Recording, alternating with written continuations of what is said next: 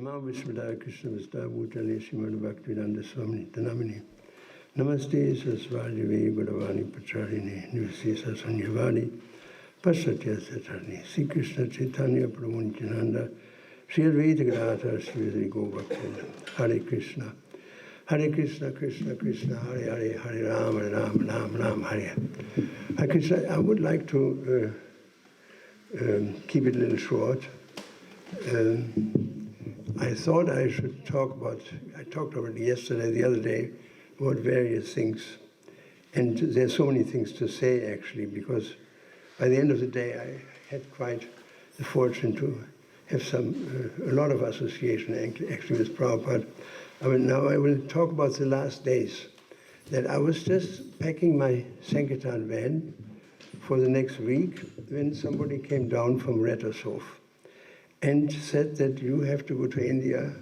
Prabhupada is he wants that somebody of his disciples should come representing every yatra. And so I couldn't believe my ears.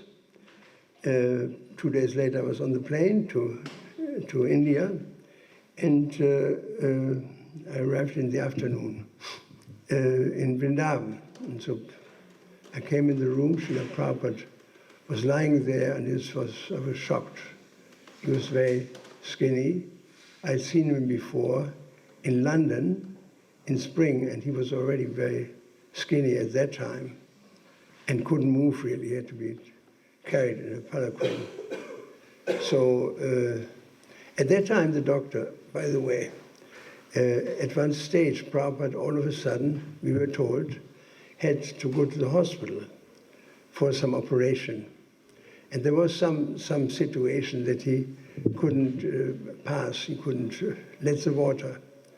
And so at that occasion, the Indian doctor in the hospital said that, Swamiji, you have to take dialysis.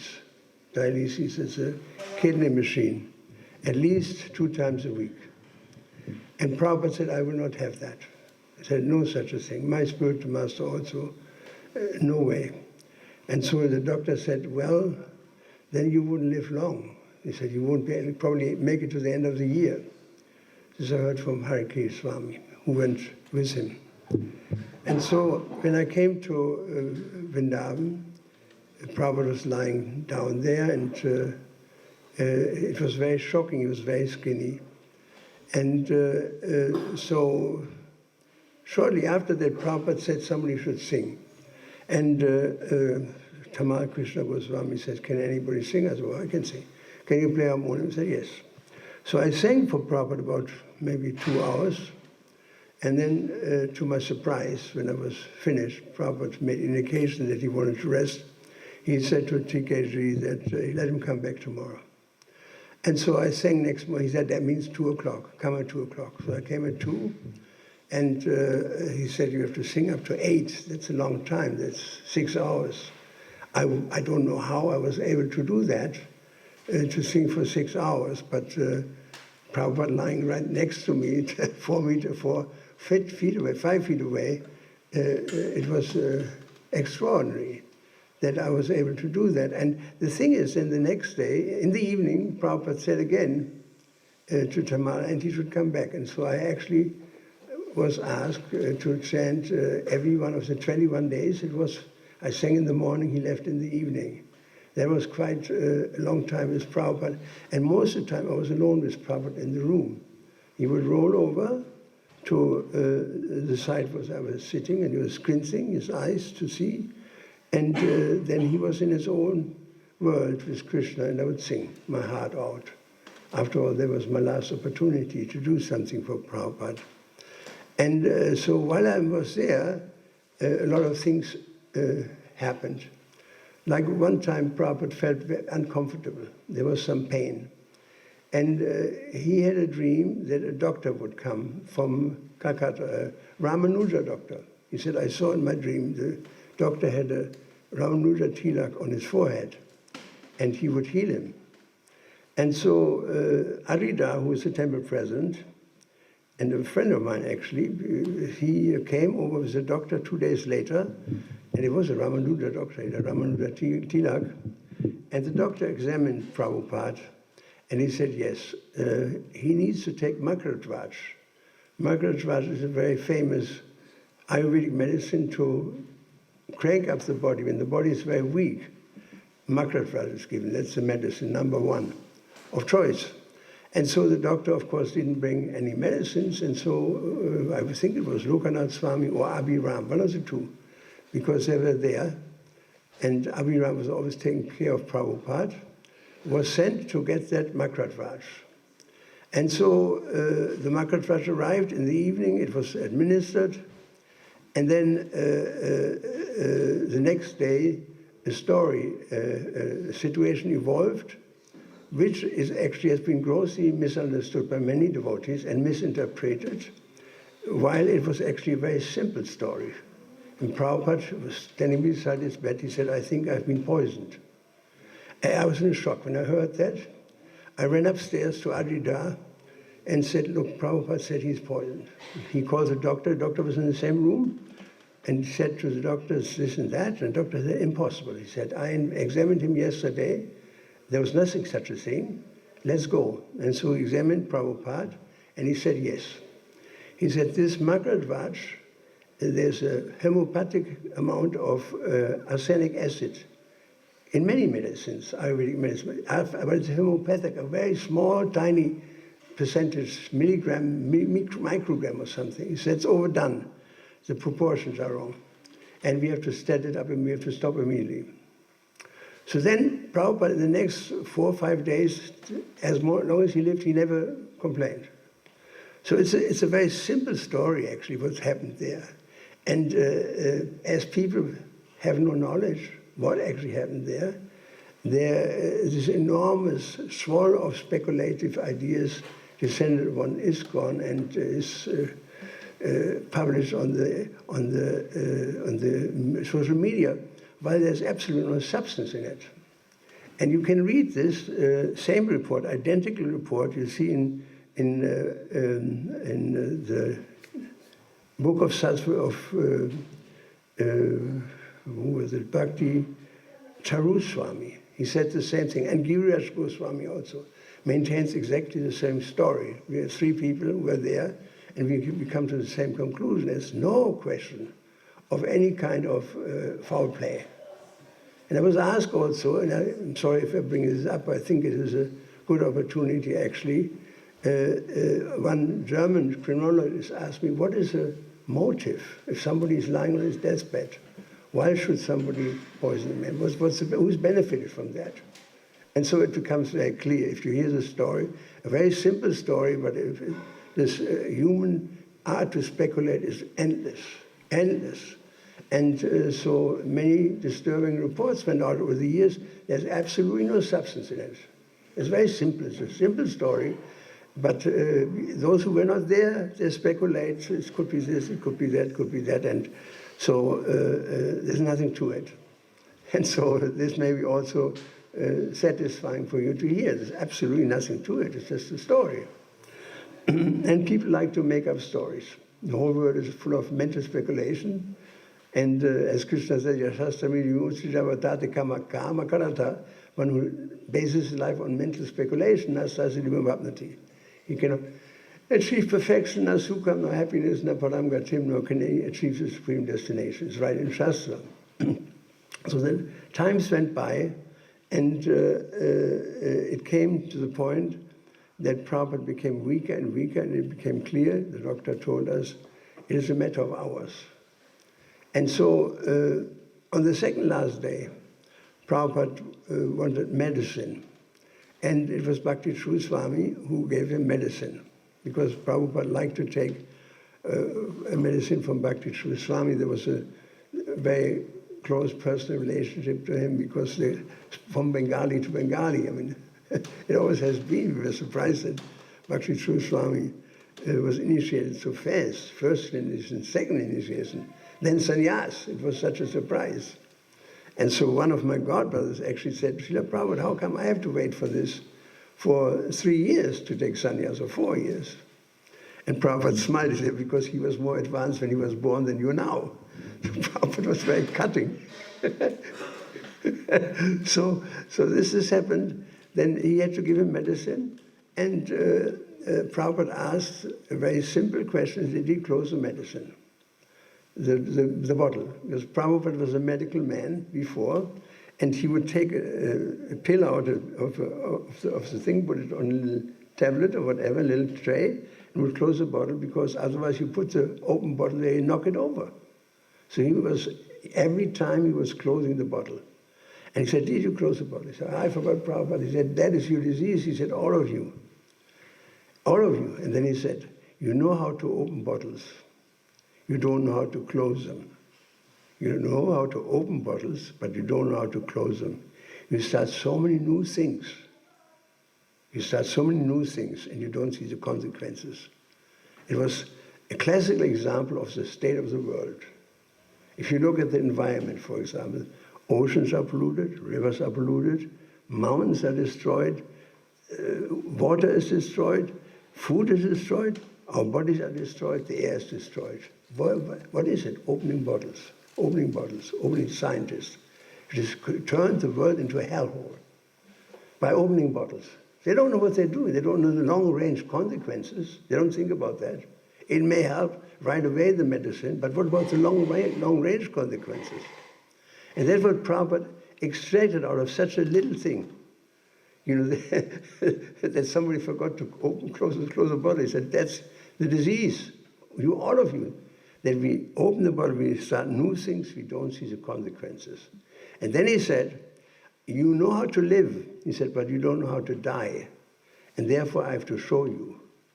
And so then a little later, Yaduba was called, and he made this film based on Prabhupada's instruction, namely the final lesson. Who has seen this film, the final lesson? Yeah, this is the sequence, how this developed, why this film was made. Prabhupada said that, you know, and I have to show you. And so, as far as that is concerned, Prabhupada's last hours, one of the last things he said is just that you know how to open bottles. Then he was already struggling with air. He made this sound which is described in Vedic scriptures as gurguru. Mucus in the throat. Has anybody of you seen somebody die? Right? Once you have seen that, you know when it's coming. Next time you see it, you know exactly it's on the way, you know? So it was on the way. And so in the middle of this struggle with mucus, all of a sudden he lifted his hand very peacefully. I mean, I have a little tremble in my hand. He had nothing in his hand. You know, the hand was completely free from any kind of trembling. And he said, and this took about maybe 2-3 minutes, 5 minutes to say that. He said, everything moving and non-moving. These are the last words of Prabhupada on the planet. Everything moving and non-moving, there's nothing but Krishna. So this consciousness is called Krishna consciousness. That was his last message, practically speaking. Awesome. And in that situation, facing death, he showed his Krishna consciousness. He said, everything moving, non-moving, is nothing but Krishna consciousness.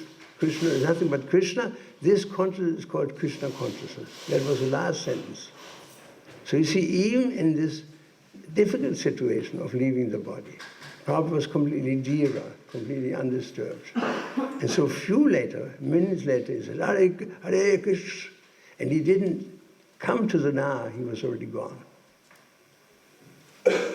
And then this tremendous kid, we all, 50 people in the room, 40 people in the room, I forgot, a lot of people in the room, the windows were open, people from outside crowded into the window.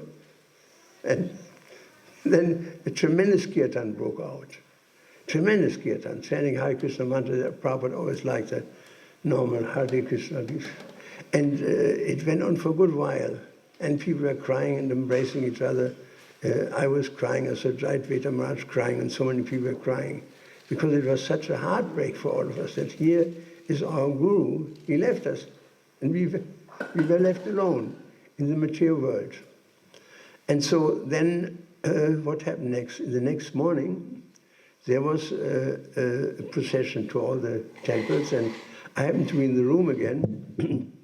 So Tamal asked me to help to put Prabhupada's body into a seat.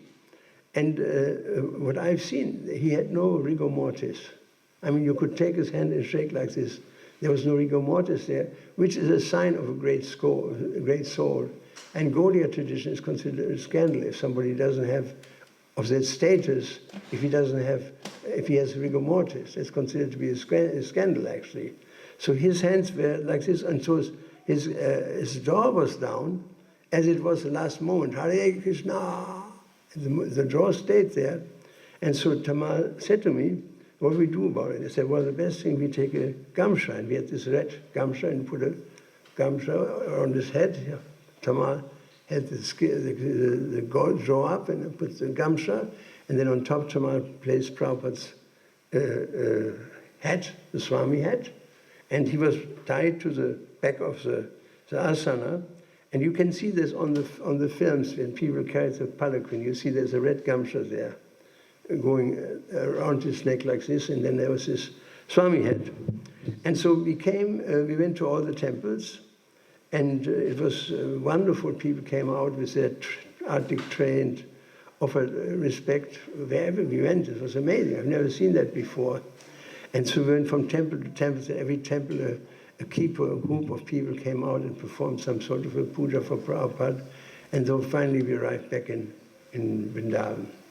When we are in our ashram, and when we arrived, a pit has been digged quite deep, maybe, it was deep, it was maybe 2 meters at least, if not 3.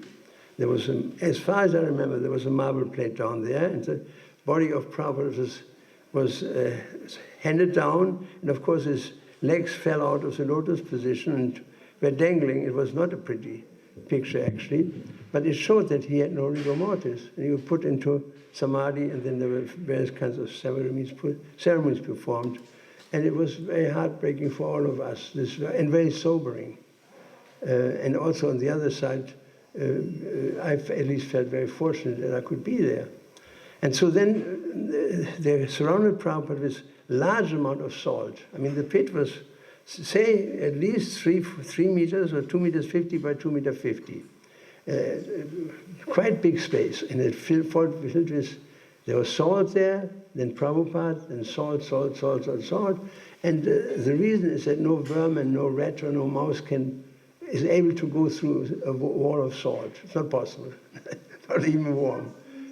Huh? What did? Details, no details.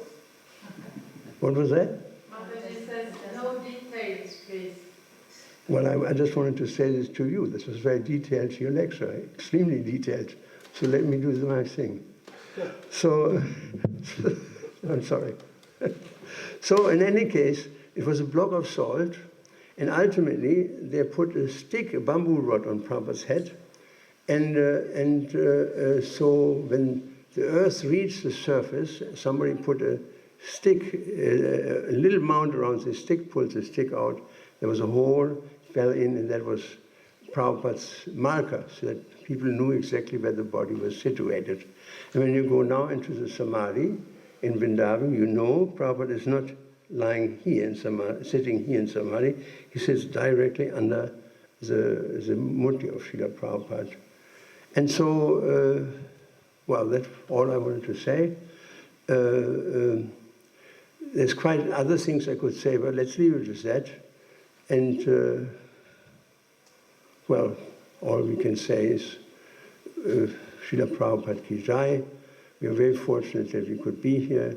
We're grateful to His divine grace. Some other, we are here since a long time, and there's no plans to change that plan, and just keep on going till finally nobody of us will be around. It's just a matter of a couple of years. Srila Prabhupada ki jai, Srila Prabhupada ki jai, Go Premananda.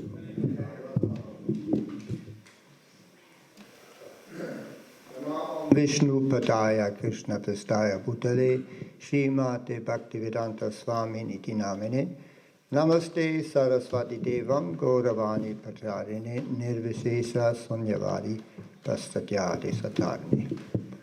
So I thought about telling the story of how I joined Krishna consciousness, which is kind of funny, and also how I arrived in the Swedish yatra. I want to start with my great-grandfather. My great-grandfather emigrated from Sweden, so our family surname is Pettersson. My given name is Erland Pettersson. And actually, my father once was offered a post in Stockholm as a representative of the German railways, but he didn't take it. So anyway, so this is maybe the reason why I came to Sweden. But first of all, how did I meet Srila Prabhupada first? The first time I met Srila Prabhupada was in 1972 in Paris, France. And maybe you know some of you know my younger brother, His Holiness Satchidananda Swami. He joined the movement in 1971, and while I was still at the military, and I kept visiting the Hamburg temple to look after my younger brother, and also I felt attracted to the philosophy and to the prasadam. And after finishing the military, my plan of life was to travel around the world first for about a year, maybe to Morocco and go traveling and see what I wanted to do in life. So I set out to hitchhike, stopping cars and hitchhiking at the exit from the Autobahn to the Autobahn from Hamburg south, and the first car that stopped was a big VW van, all painted with the Vaikuntha planets. There was I had known the devotees before, so there was one devotee artist, Vasudeva Prabhu, and he had painted the VW bus with the jacket of the first canto Srimad Bhagavatam. So all these Vaikuntha planets. So that was the first car that stopped. And they were the Hamburg devotees in there, and they were going all the way to Paris. And I thought, well, that's a good stretch to go to Paris in one afternoon. So they took me in the car, and in the car already I started translating a booklet from English to German, and then stayed with the devotees until Srila Prabhupada's arrival. And I just loved this devotee environment. They were young like me. They were all interested in self-realization and things from India. And they were had this light hippie mood, I found, so we were good friends. And we all prepared the hall for Srila Prabhupada's visit. A lot of cleaning had to be done. I had brought my camera, photos had to be taken, and so many preparations had to be made for Srila Prabhupada's visit, which I really enjoyed doing because of the enthusiastic mood of the devotees. And then the first time I met Srila Prabhupada was when we all picked him up at the Paris Charles de Gaulle airport.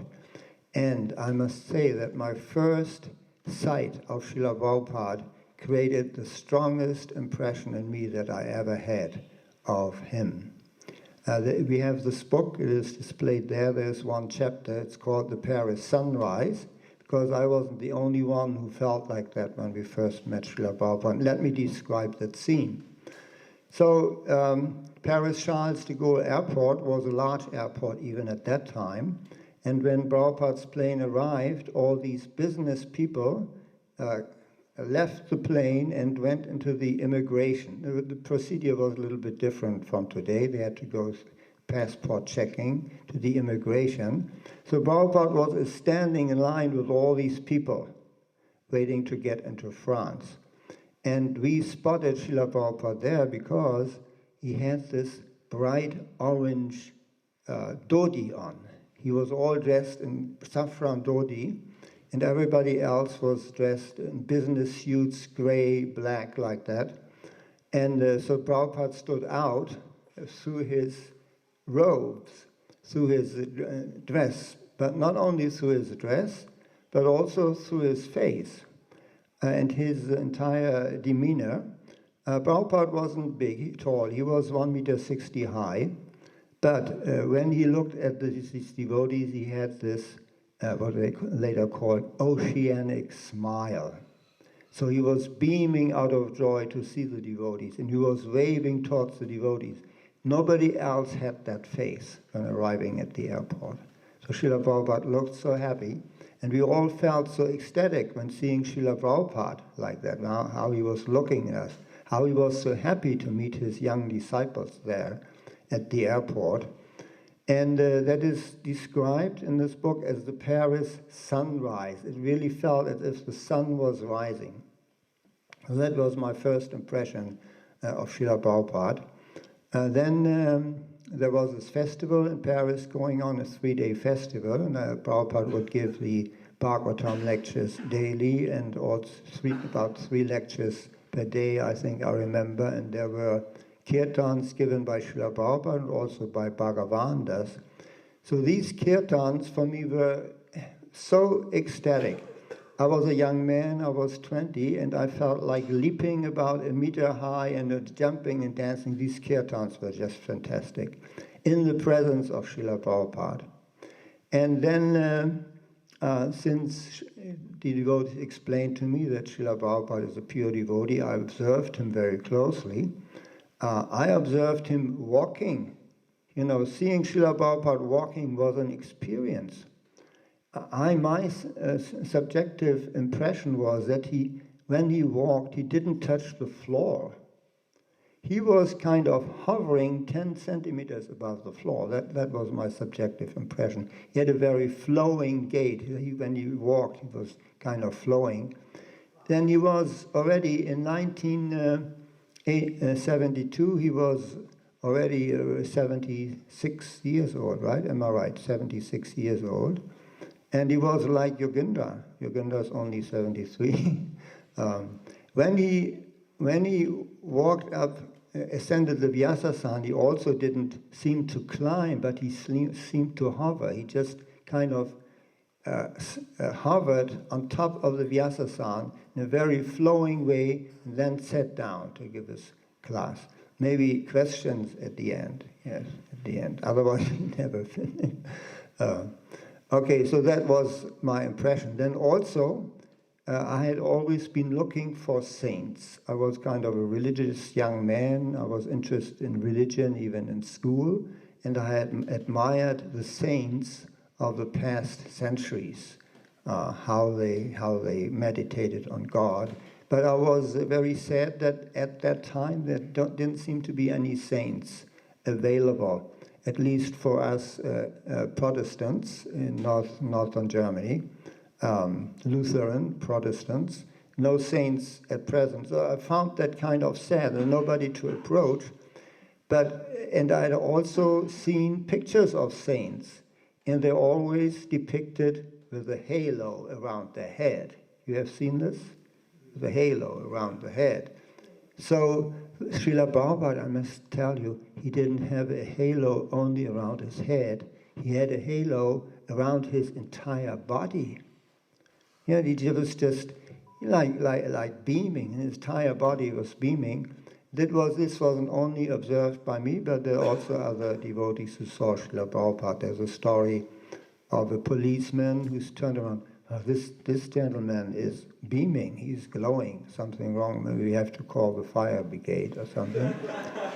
But to me, Srila Prabhupada had his halo around his entire body. So I was very fascinated.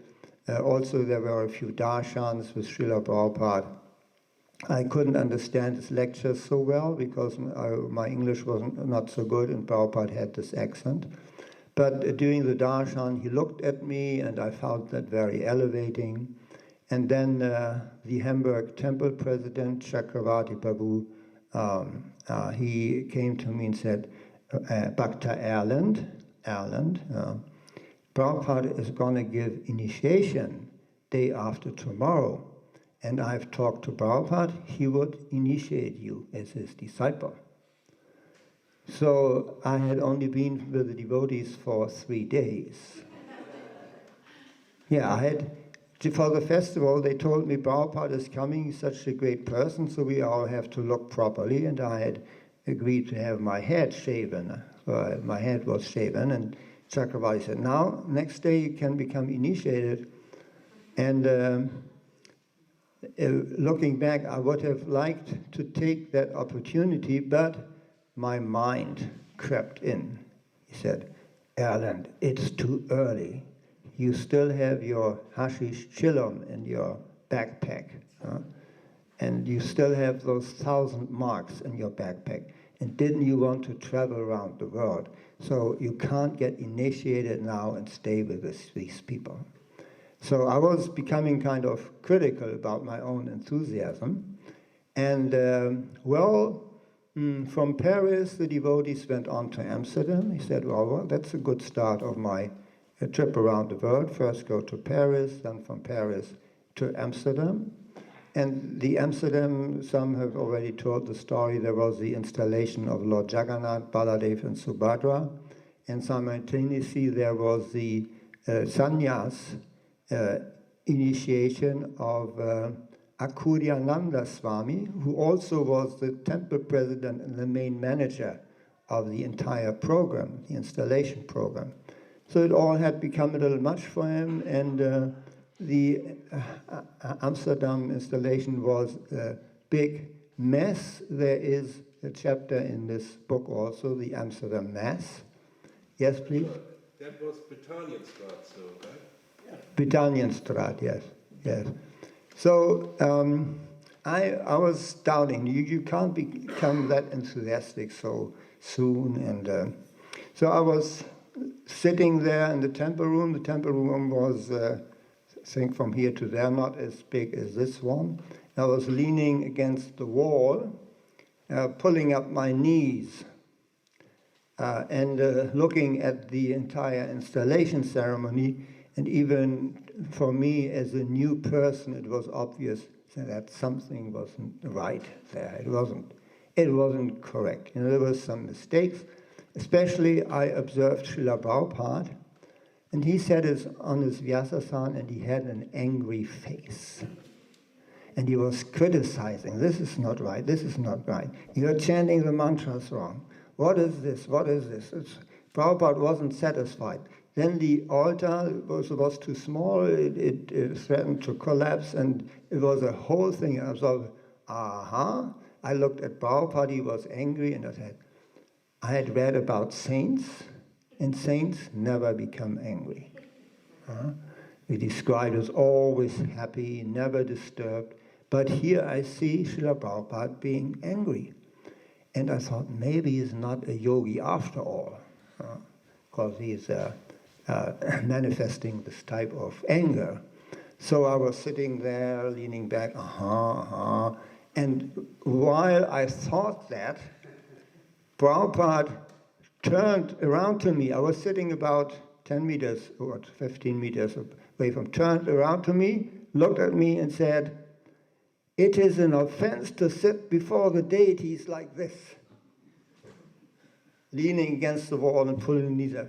Sit properly, he told me. And I immediately shrugged and sat up very properly. And I mean, I could have left the room because, first of all, my mind tells me this is not a self-realized person. Then he scolds me, so I could have just... No, but I actually followed his instruction. First time I followed Srila Prabhupada's instruction, I did sit properly. And so from that time on, actually, then I traveled to Germany with the devotees. I was in Heidelberg and Hamburg and so on and so forth.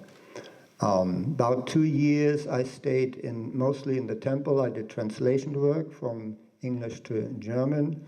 And we went out for book magazine distribution once in a while in Hamburg. And then we were told, now go on traveling Sankirtan. You wanted to say something? So how did you get rid of this feeling of Prabhupada that you continue serving? Yeah, I thought he's reading my mind, so he probably is a yogi. I thought he's reading my mind, so I thought he is a yogi. And so I stayed with the devotees, and then we started first book distribution parties in Germany and with a VW bus. And later, when the castle was bought, Schloss Rettershof, I was sent to Denmark with Narendra Prabhu. He listened to Vegavan's and Ajit's presentation in the beginning. Narendra also went to Stockholm in the beginning. Then went back to Germany, and then I was sent to Copenhagen with Narendra. And we had a van full of books, and we drove to Flensburg, but the customs stopped us at the border. We couldn't enter Denmark because it was too many books, and we would have had to pay customs. So we drove back to Hamburg, and then Narendra and me packed up suitcases with books. We took the train, the suitcase full of books. He took one suitcase, really heavy, 25 kgs, and I had one suitcase like that. And then we found a place in what we call Christiania, in a shack. We stayed, but it was summertime. There was one wall missing, hippie camp. You know Christiania in Copenhagen? Hippie camp, and there we started preaching. Christiania in German. I think even in Danish, it's Christiania, right? Christiania. Christianshavn.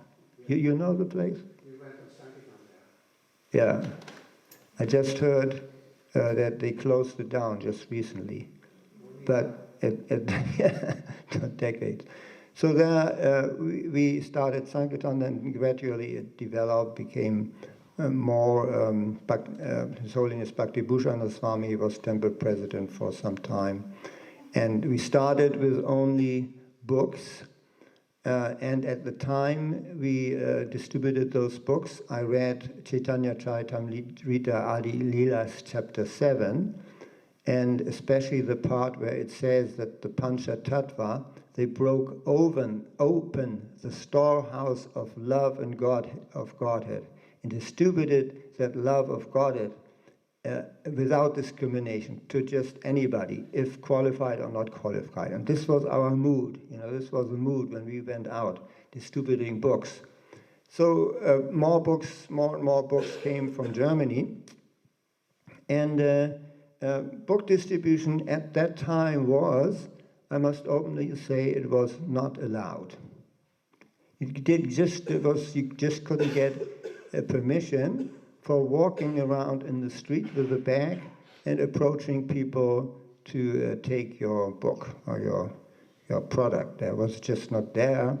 Especially we were foreigners. We didn't know so well the laws, Danish laws, but we did actually ask and said, yeah, it would be possible you stay at a little corner in the street, and then you have your products, and you may wave people.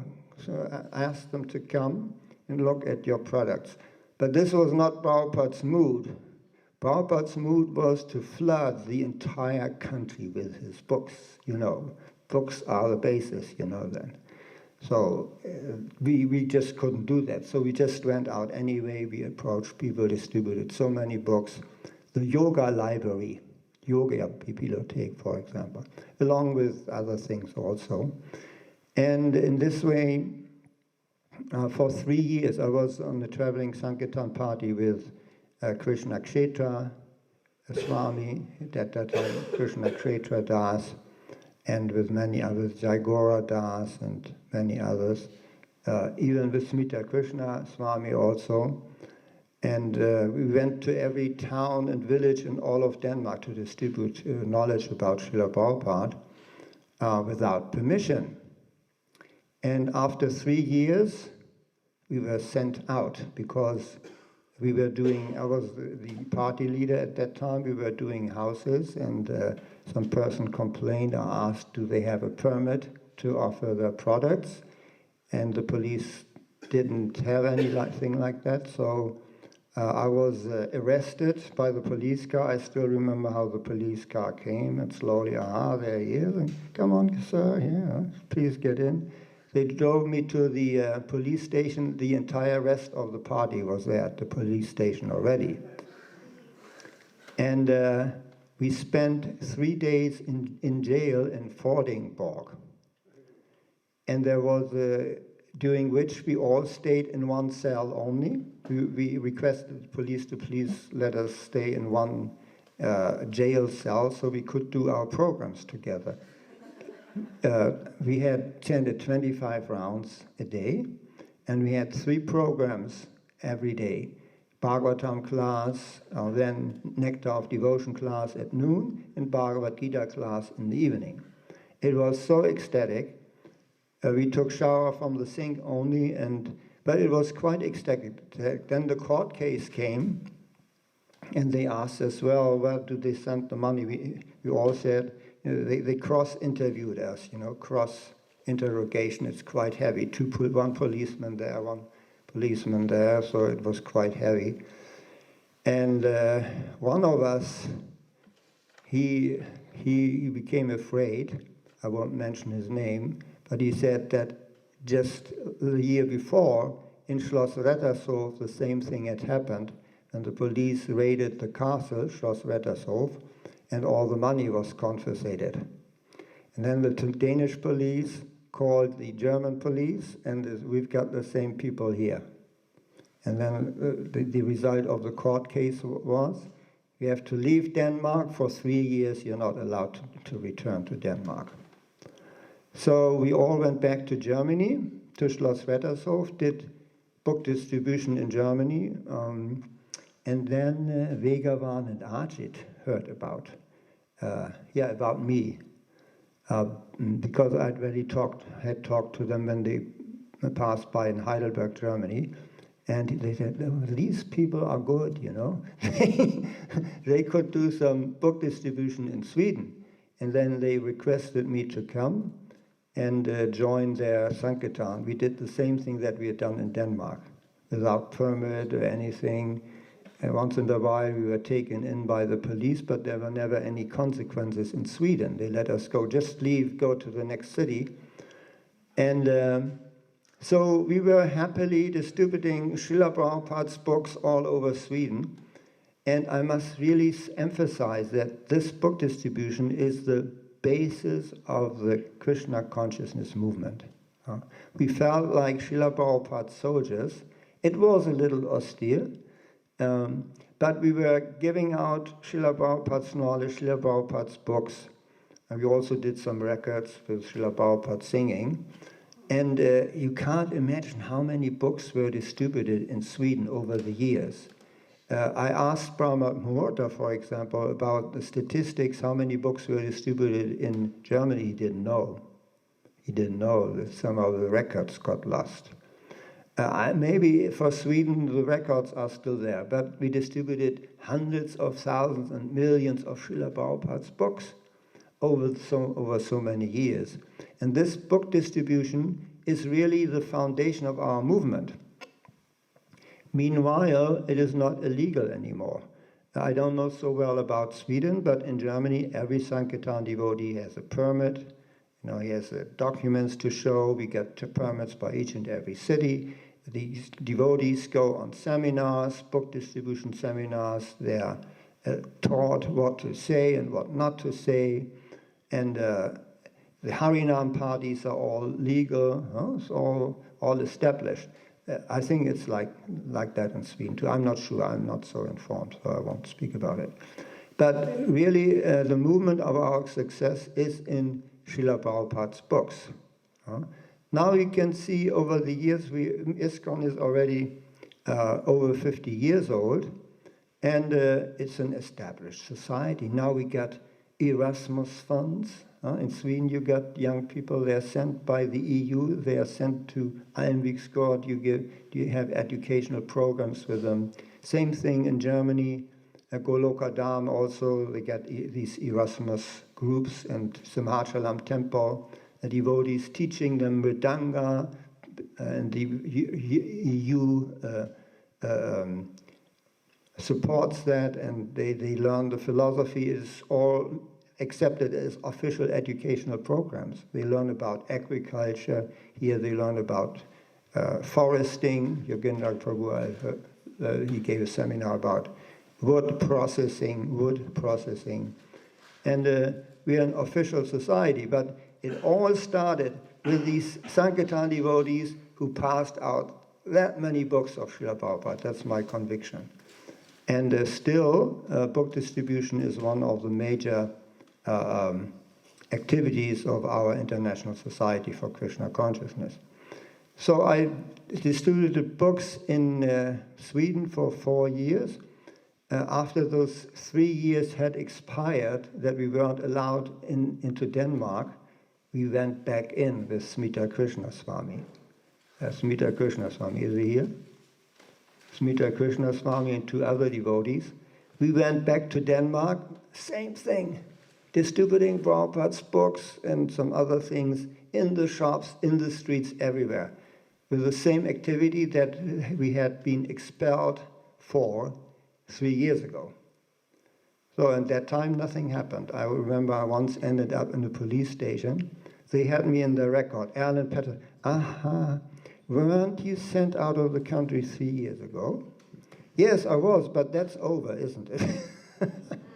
Okay, just go to the next city. Go away. So we did go to the next city happily. And now also book distribution is legal in Denmark, and they have a beautiful, very stable center there in Copenhagen. Before they had a center in Bornholm, I think, in Denmark. And so with a lot of struggle, Srila Prabhupada once said, we spill gallons of blood just to make one devotee. And this is how I felt we were as Prabhupada's Sankirtan soldiers. So much work, so much book distribution, we invested so much energy, and again, books again, and we wouldn't stop doing it, So then, now it's a stable thing. So whenever coming back here to Stockholm, I especially feel very happy in the presence of Sri Gandhavika Giridhari, who were at the time there in the 70s already when I was a brahmachari. And also, as I said, my great-grandfather was Swedish, so there is some inclination to the northern countries. Yeah. Thank you very much. There is a Gora Arti at 7. Yeah, only 8 minutes left. Somebody wanted to say something? Yeah. Oh, Rimati wanted to say something.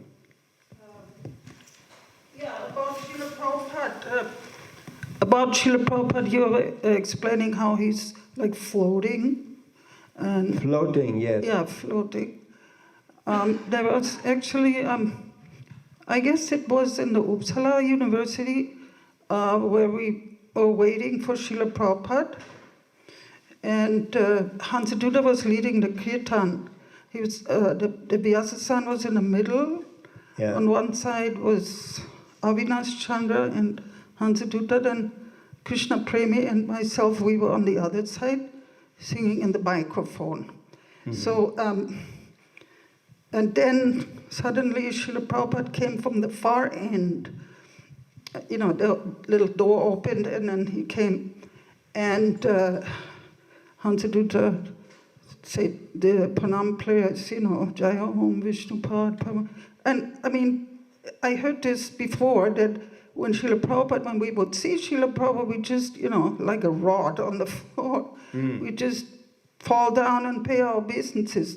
So that's what we did. And I was up there on the stage, so I stretched out my whole body and 2 hands on the floor and dandavats. So then Srila Prabhupada came on the stage to go onto the Vyasa-san, but my hands were there. So, and Srila Prabhupada, he stepped on my hands, both of my hands, and they were so soft and so like no weight. And it was incredible, you know, it's like an electric shock goes through my whole body.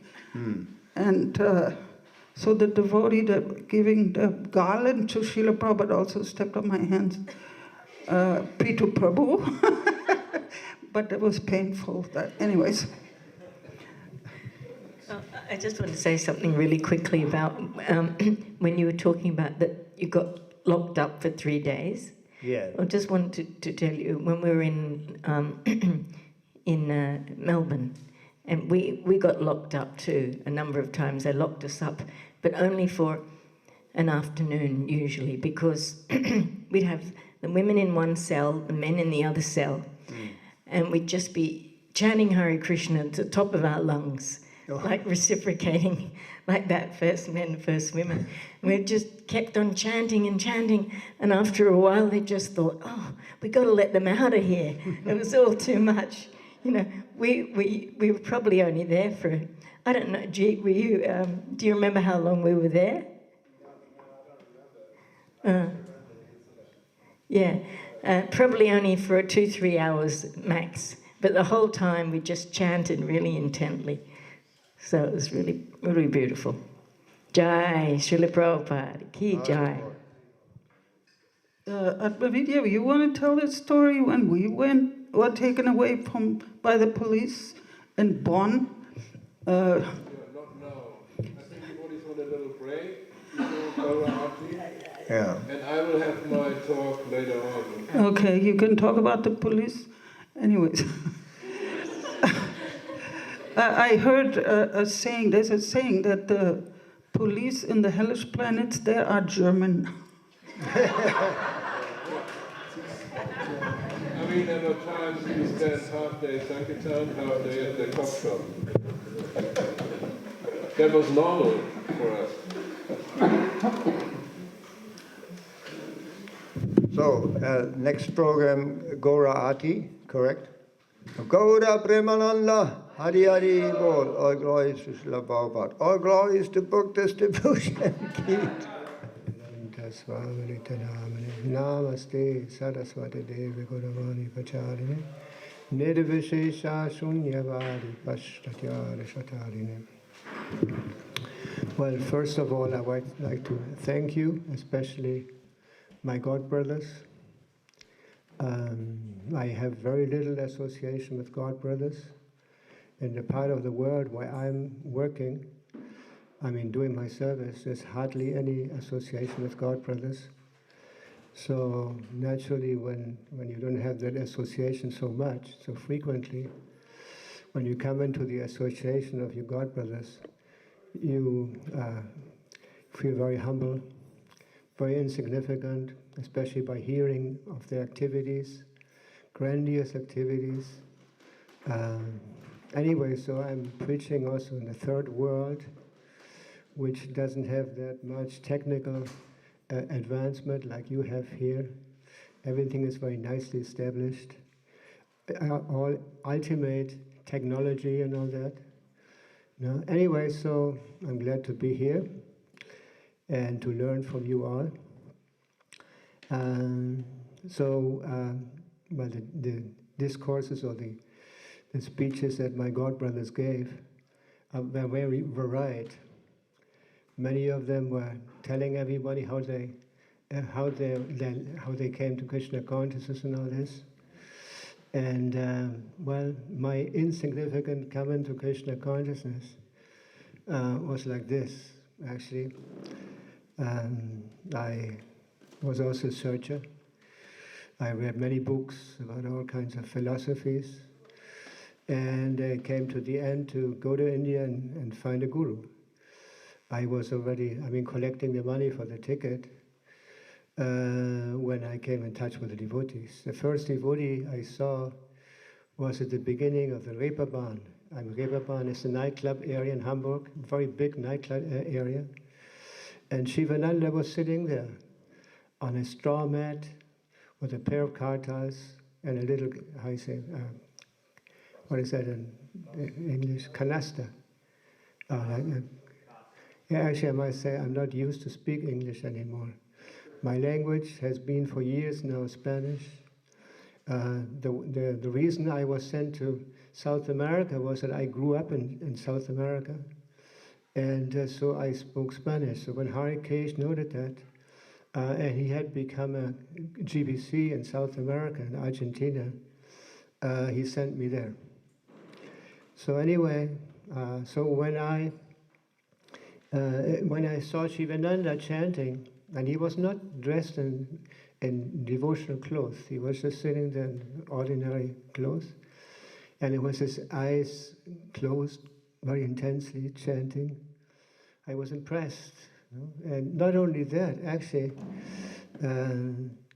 I felt when I saw that and heard that, I felt that this was something familiar, but I couldn't figure out where this was familiar from. So then I saw him and I continued my way to Queensband. Queensband was at that time in Hamburg, the center of the music and everything, LSD and so all these things, hippie life.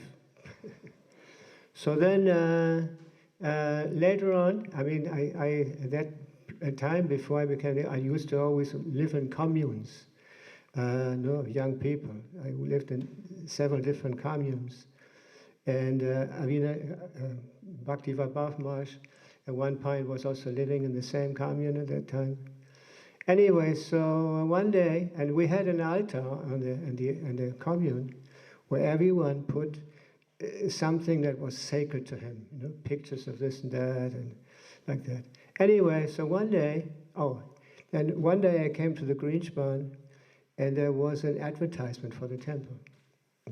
They had put a little picture of Krishna and like strings like this, like effulgence, and there was an invitation to the temple. And everyone at that time thought this was a restaurant because there was a lot of text about eating and this and that. Anyway, so one day in our commune appeared a devotee. I mean, he was not full devotee, but actually he came from a German family, immigrant family in America, in California. And he came to the temple, and when Prabhupada heard that he spoke German, he came from German descendants, immediately sent him to Germany to help translate the books and everything. Anyway, so this devotee, when he came to Hamburg, apparently had some trouble. They kind of threw him out, and so he ended in our commune. So then he was a very special person. I mean, he had long hair with a typical thing like that, and a flute even in his belt, and sandals, kind of. So anyway, so when he moved in, he started chanting Hare Krishna and cooking for us. And he was a very impressive person because he was very sober, and he didn't mix with the girls like we used to. And so at one point he took us to the temple. And so there was an Eppendorfer Weg, the first temple in Germany. And so we came late to the Sunday feast. And so they were already eating. This was my first impression, how much these devotees were eating. They had plates loaded with so much prasadam. And it was so incredible, this food. At that time, there was no pizza and all this stuff, all these modern additions. Actually, we were only cooking what Prabhupada had taught the devotees. Like Simply Wonderful, halava. I remember when we went to London in 76,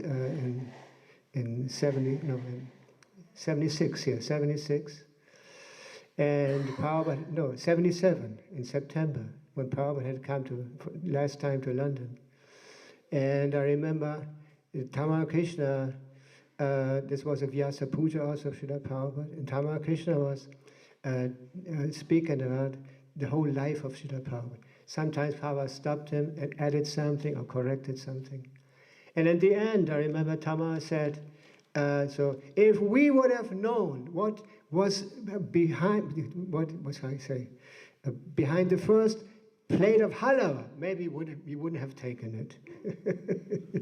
Like she was also glorifying halava. That's why I say so many devotees became devotees because of the halava.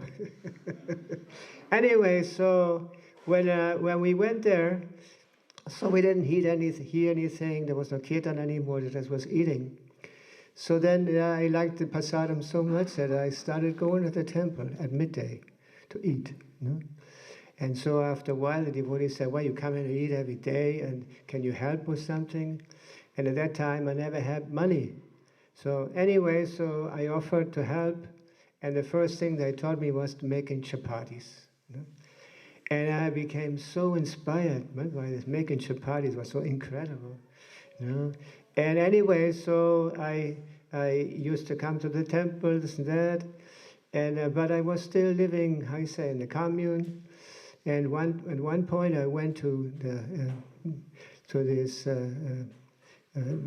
sector. I went to Greenspan, to that restaurant, or club, and the devotees were sitting in front of the entry of this, you know, in the middle of St. Pauli, you know, in front of the Greenspan. And I saw the devotees and tried to hide myself, you know, so they wouldn't see that I'm there, you know. Then Shivananda checked me, and he called me, you know.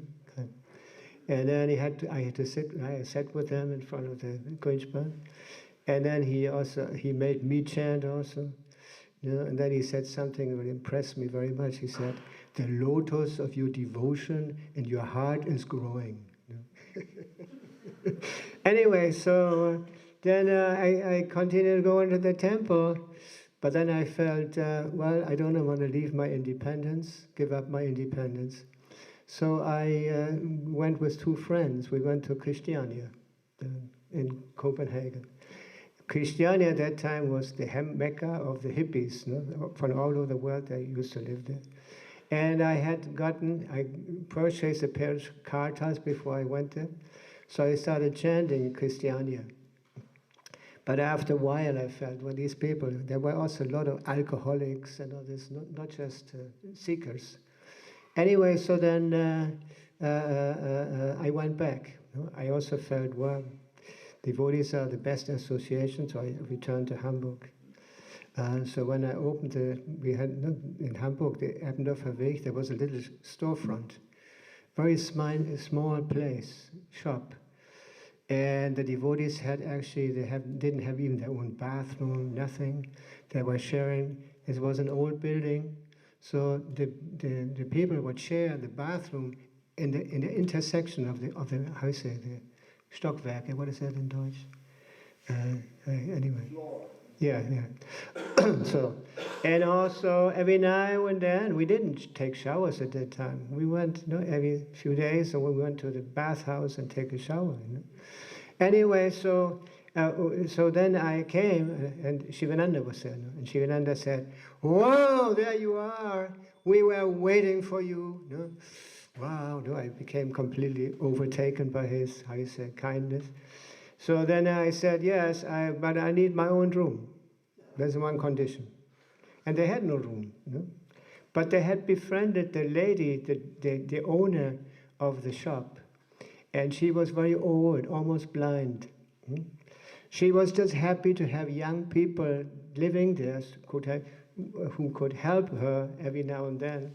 But she didn't see devotees or anything there because she was half blind. You know? Anyway. So she liked it. It started liking the devotees, and the devotees started using her facilities, the washing machine, the kitchen, and everything up there. And then Shivananda said, "Yeah, we have a room for you." And there was an apartment of the lady upstairs. No? Yeah. Anyway, so I moved in there, and in the morning, when I woke up in the morning, I noticed that everyone was sleeping in the same room. But it was too late. No? I had to accept it. Anyway, and just almost a week after that, all of a sudden, devotee said, Prabhupada Vienna. Yeah? Anyway, so the Prabhupada was about to arrive. No, and when the day came, we went to the airport. At that time, we had certain, how you say, customs, you know, how is it called? Gebräuche, what was that? Gebräuche? No. What is that in English? No. Huh? Yeah, I don't know. Like I'm not used to speaking English anymore. Huh? Habits, yeah, certain habits. So, for example, we were convinced that to chant Hare Krishna, and sing and all that, live there, we had to have a good carpet also, no? So when Prabhupada came, we took the carpet to the airport. It was pretty heavy, 3 devotees carrying the big carpet. So when you arrived at the airport, we put the carpet in front of the, where the people would come out. And we put some incense there also, no? And we're chanting, no? And just like Vaidyanath mentioned that at that time the airports were different. Hamburg had a very small airport. It was dark, like you said, because it was very expensive to fly at that time. And all these, the people who flew normalmente were people with, officials, with their briefcase and tie, suit, like that. It was dark. Anyway, so we chanted, and we were accompanied by the Indian. And the Indian brought a rose, a long steel, what is that? Yeah. Anyway, yeah. So he went, out of a sudden Prabhupada appeared. And it was so effulgent. And just somebody mentioned, the Prabhupada's,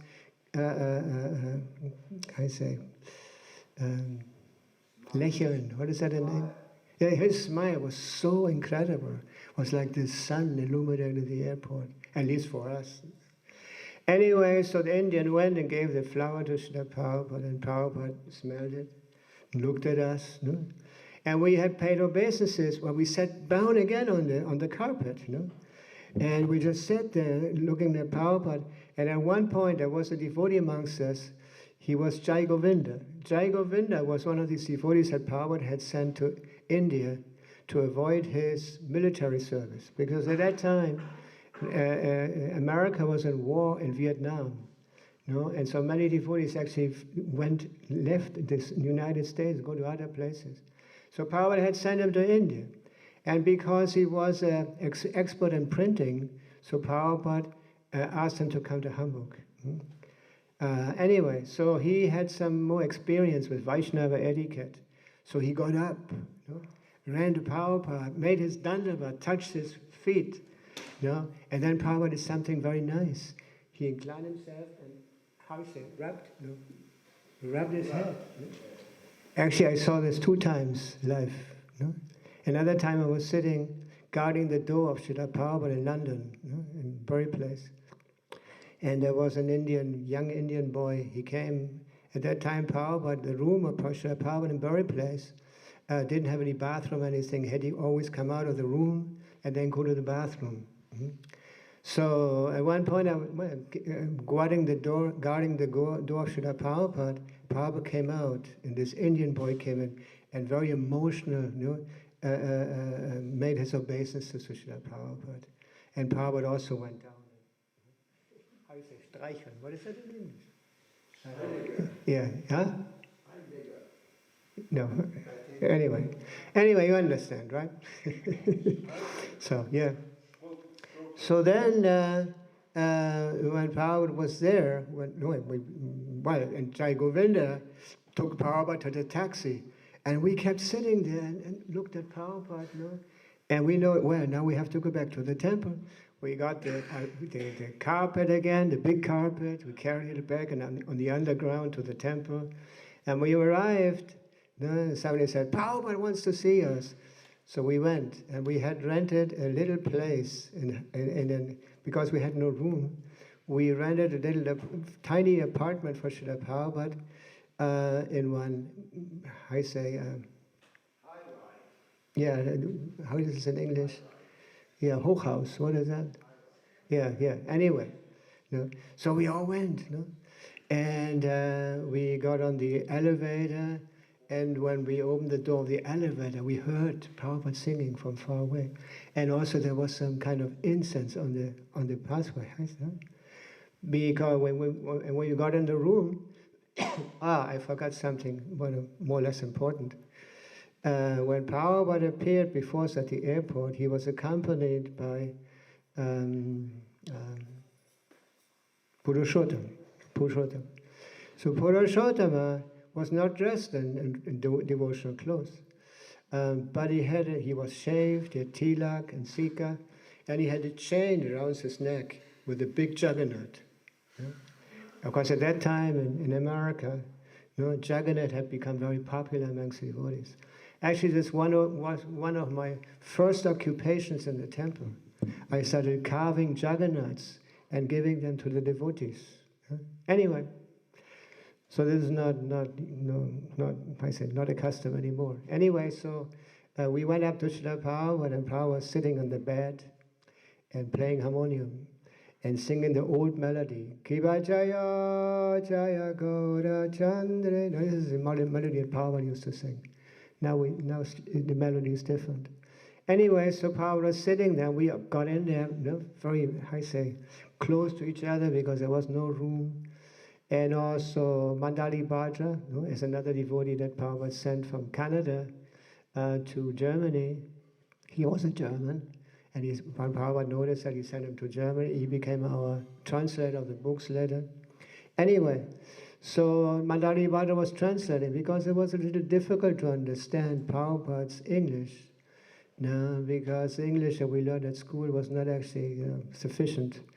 Anyway, so he translated, and after he finished, after Prabhupada stopped speaking, Mandali Bhadra presented his mother. He said, Srila Prabhupada, this is my mother. And Prabhupada said, yes, from a good mother comes a good son.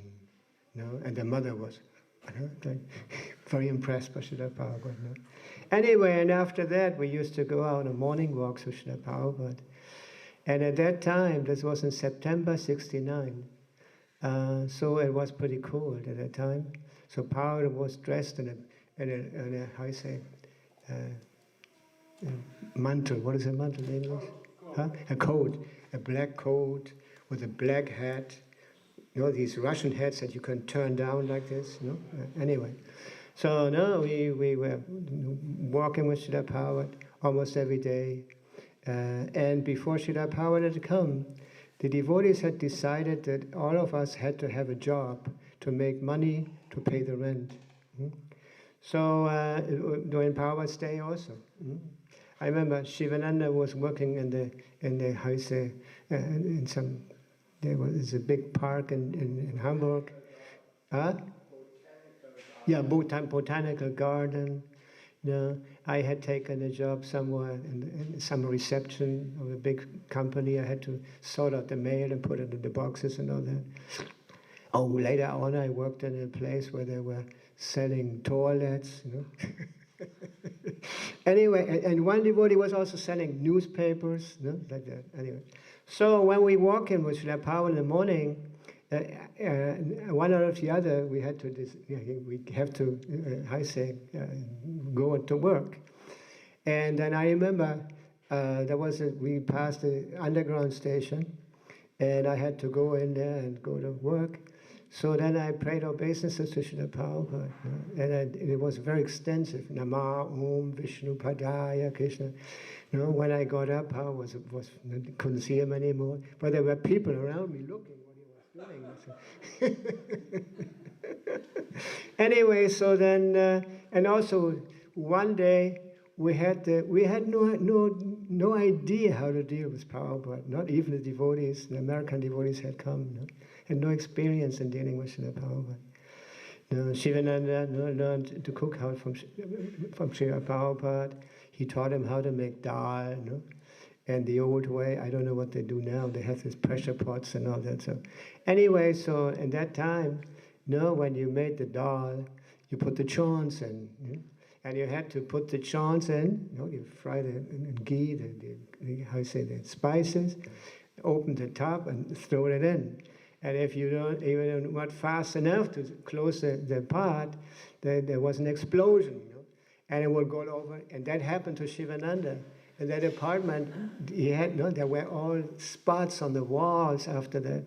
And also, when I came into Srila Prabhupada's room in the beginning, when we all went up, Prabhupada was sitting on the bed and singing, and Purushottam had changed his clothes into dhoti kurta, and he was doing arti. No? Because at that time, Prabhupada used to travel with small Radha Krishna deities. No? And his servant had always this service of worshiping the deities at the same time. And after Prabhupada left, the kitchen was all spotty.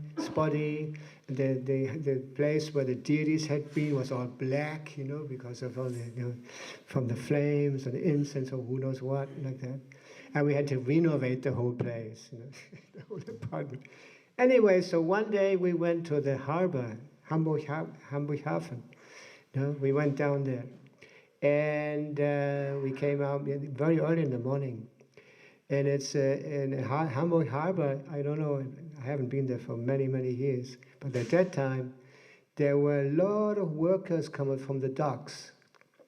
Those who work on the ships, and they had also made ships there. They had these, I don't know in English anymore. Anyway, Yeah, shipyards and all that. And they had shifts. They were working all night in shifts. And they were always changing. The people were always changing. I remember, so when we got out of the underwear, okay, what am I saying here? Underground. All these dirty workers who were there, kind of, wow, really weird. So, like I'm saying, we had, like I was saying, that we had no experience with Srila Prabhupada. Normally, later on, devotees would always take Prabhupada to very beautiful areas like parks and who knows, not like all that. But we had no experience, so we took him to the harbor, Anyway, so we walking on the side of the river, and the port in Hamburg, in Hamburg is on the river. It's not on the side of the ocean. So when the ships are brought in there, and to the docks or whatever, there's a lot of small ships, schlepper. Yeah, I don't know. Huh? Yeah, whatever. Anyway, so there was a big ship coming in, and a little tugboats, right? Yeah, tugboats were managing, and the ship was coming. I know in Spanish, al revés. What is it? The other way around, from the back first. It came the back first. How you say? Oh, yeah. Yeah. Anyway, so Prabhupada was, when Prabhupada was about to sit on the bench, it was all wet. And so one of my godbrother, Vasudev, took his jacket off and put it on the bench that Prabhupada would sit. Wow, we were very impressed by his devotion. So then Prabhupada was sitting there, with his cane and looking at the port, and he saw that ship. And he said, "This is just like Maya." I mean, the little tugboat like Maya, the ship is big enough to maneuver itself. Anyway. So then also on the way back from the harbor, something else happened. That Prabhupada went with us on the underground. And I noticed Prabhupada was always studying the publicities, also on the street. For example, he also, at one point he said, Zigaretten. It's very popular, Zigaretten. And so many bars, also in Hamburg. Anyway, so when Prabhupada was riding on the underground with us, he was looking at the publicities, and at one point we had to get out. And Prabhupada had taken his head off and put it on the seat on the side. So when he got off, we noticed, the head is still in there, So we jumped and held the door open, and somebody ran in, get the hat, and bam! And the underground closed its doors. And Prabhupada was standing there observing the activities of his disciples, like kind of studying. Anyway, so then I had just been, a week in the temple when Prabhupada came. And actually the first day, going back, the first day, Purushottam told me, Prabhupada's dictaphone is broken. Can you get him a tape recorder? Can you get him a tape recorder? And and I knew my father had gotten a tape recorder. At that point, the tape recorders were not tiny like this or something. They were like pieces of furniture, huge rows like that and everything.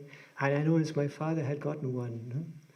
And even though my father didn't like very much what I was doing, as I got very angry at me that I didn't become a normal person anymore. My parents thought that, well, another craziness, Hare Krishna, I don't know. But Yasava, he will change again because he's always changing things. But I never changed. No? Anyway, so I went home and I convinced my father to give me the tape recorder. I couldn't believe it that he was ready to give it. So I carried it back to Srila Prabhupada. And when I arrived at Prabhupada's apartment, Purushottam said, yeah, you explain it to Srila Prabhupada how this works. So I went in and I explained everything. Prabhupada was patiently listening. And later on I heard he never used it. Anyway, so before leaving the room, I asked Srila Prabhupada, can I become your disciple? And Prabhupada moved his head like this. In India, when they say yes, they say. Anyway, a few days later there was Janmashtami, and Prabhupada initiated 5 devotees. Actually, the day that, one day before Janmashtami, Hari Griva came from America, and he was carrying the manuscript of the Krishna book. He was Prabhupada's editor because he was an English professor actually. He came, he was shaved with a long beard. Anyway, so Janmashtami, in the morning, Prabhupada initiated us. We were 5. Hari Griva had brought another bhakta from America who was very eager to become initiated by Srila Prabhupada. And my old friend Vasudeva, he had been my friend, Kami friend before. We went through all these things of searching and this and that, experimenting. Anyway, we had separated shortly before I went to the temple. And when I came to the temple, I knew he was there too. Anyway, so when then Prabhupada initiated us, and there was a couple. They were a little older than us because we were very young at that time. Anyway, so they were practicing yoga, and they also wanted to become initiated. Srila Prabhupada accepted them also. Anyway, so Prabhupada was making the ceremony, executing the fire ceremony, and he was sitting on the cushion only, on the floor, doing everything. So that at one point, it was my turn to become initiated. So at that time, Prabhupada used to, not like nowadays, the Guru chants a japa before he comes to the ceremony. No. At that time, you give the japa to Srila Prabhupada, he would chant the whole japa, and then he would proceed. And so at that time, I had not shaved my head yet. I had long hair. And so Prabhupada looked at me, he looked at the devotees like, kind of, what's happening? Why didn't he shave? And then Prabhupada said, first I gave the japa to Prabhupada, there was a knot in it. And I was eager to untie the knot. And Prabhupada said, this is Maya. And then, when Prabhupada had chanted the japa, he said something very extraordinary. Actually, he said, there was a picture of Panchatattva on the wall. He said, you shave your head or you leave it like this, but don't touch it anymore. Right? Not like, kind of. Anyway, so for a long time I had thought that this was my imagination, that I couldn't figure out why, how is that possible? Prabhupada told me something like that. And then at 1 year in Mayapur, we had a Prabhupada disciple reunion, many years back. And Shivananda also came to the Mayapur festival. And at one point, it took us to go on the scene, on the stage, right, and speak also about our experience with Srila Prabhupada. And so Shivananda started speaking first. And at one point he said, yes, when Prabhupada was making his initiation, performing initiation in Hamburg, he said that either one can leave the hair long or shave. No, I couldn't believe it. It was actually true what I ever heard. No, I was doubting about this a long time. No, anyway, so Prabhupada, he named me at that time. He named me Suchandra, and Prabhupada explained that Suchandra means, there's two most beautiful things in the world: the full moon and the light blue lotus. But Krishna is Suchandra. He's more beautiful than the moon. Anyway, so then while Prabhupada was in Hamburg, Shivananda also brought a professor, Indology professor to Srila Prabhupada. And so when Prabhupada was speaking, the professor, he was a young guy, and he had doubts. For example, one doubt he had was that your disciples are all hippies.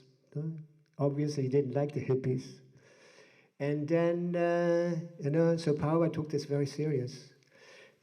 He wrote a letter to Brahmananda in New York, and told him, we have to change the image, start to change this image. Because these people, like the professors, they don't take us serious because my followers are all hippies or ex-hippies, like that. Anyway, so then in London, the devotees, the three couples, they had contacted the Beatles, especially Mukunda.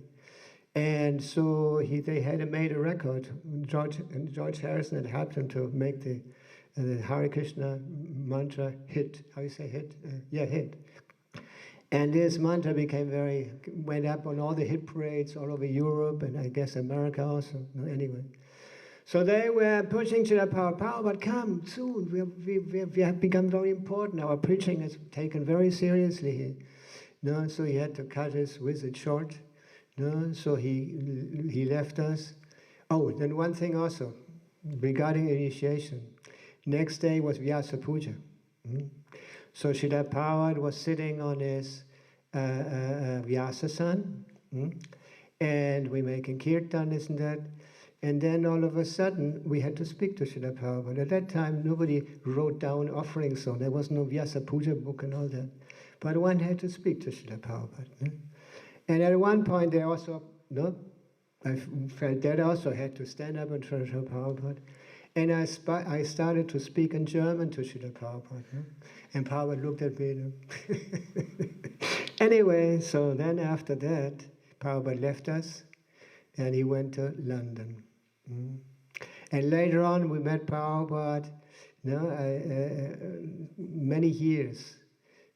Following years, I'll say. No, I don't say. And I saw Prabhupada in London always. We went year after year, I went to London. Except for 76, I was also there. No, 76 I didn't go, but 77 we went there. And whenever we went to London, at the same time there was a Ratha Yatra. And normally many devotees came from all over Europe to take part in the Ratha Yatras in London and to see Srila Prabhupada.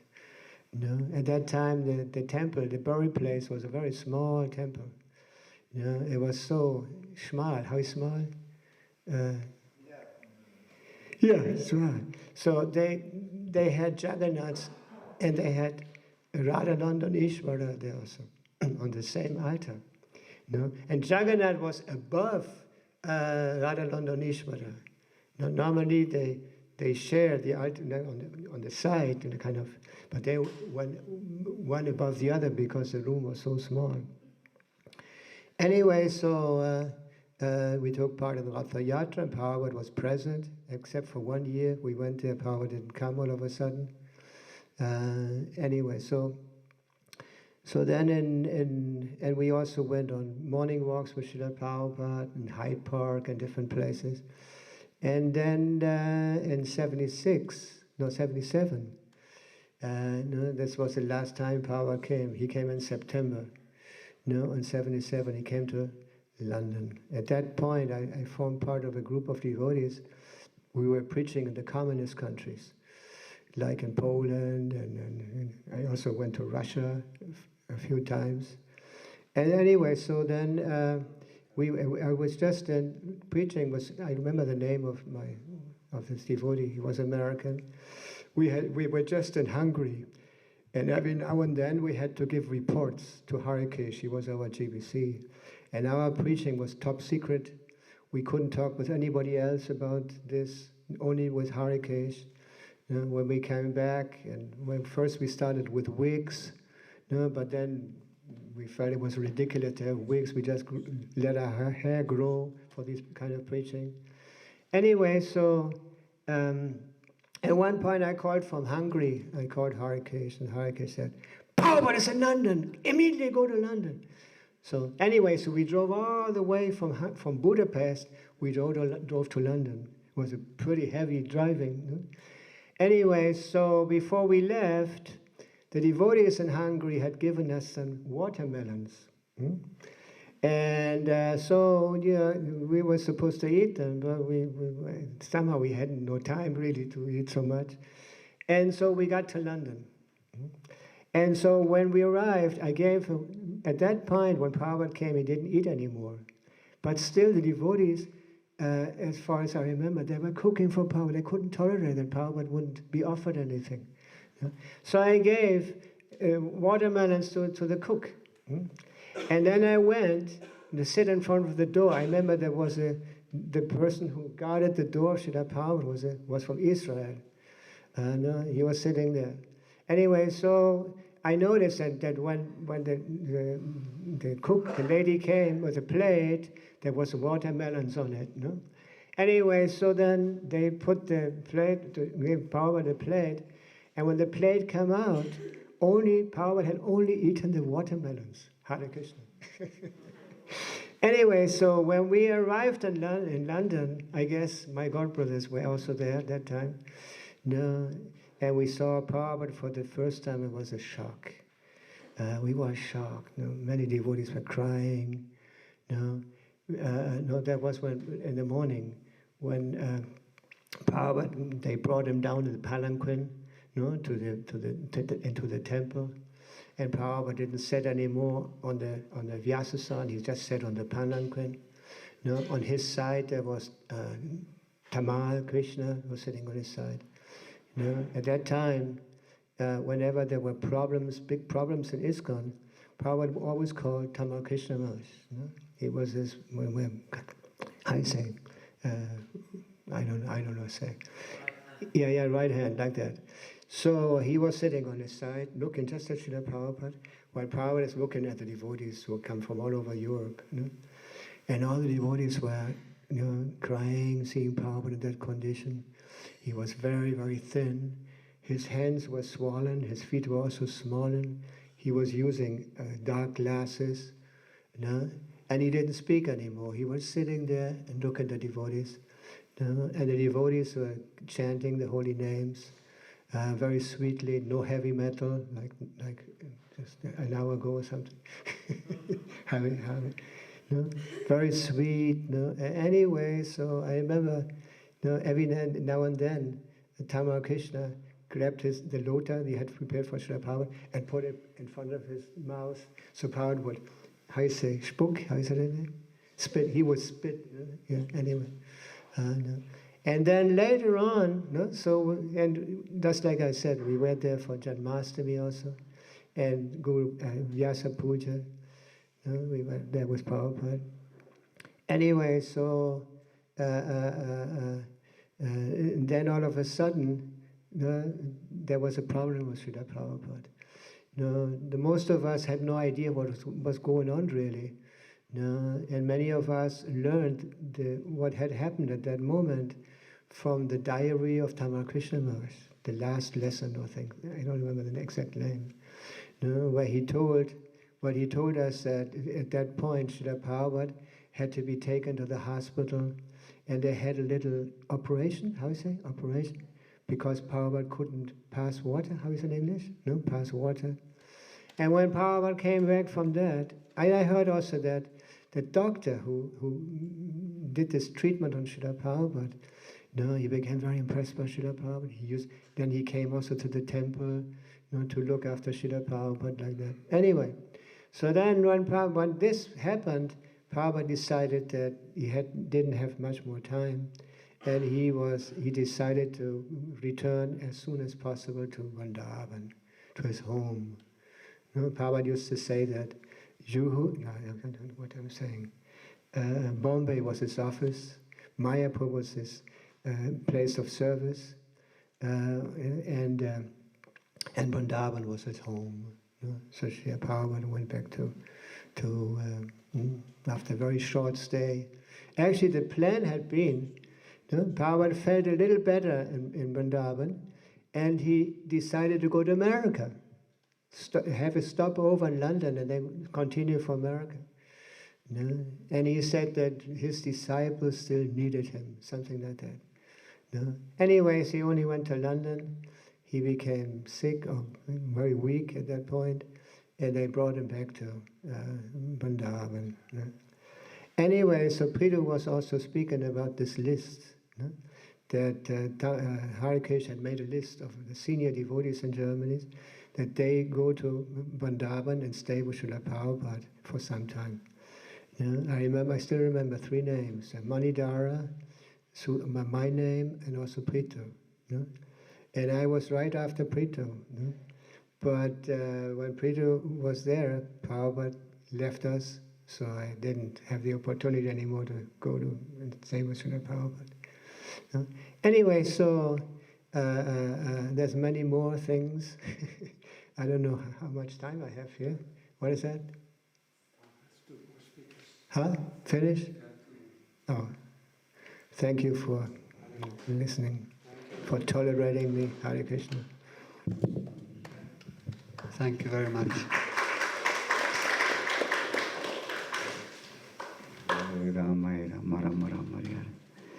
So I got very much inspiration by hearing Prabhu Bhakti Bhusana Swami revealing so many pastimes, so much rare, you know, history and experience that you got the good fortune to experience together with Srila Prabhupada and other devotees.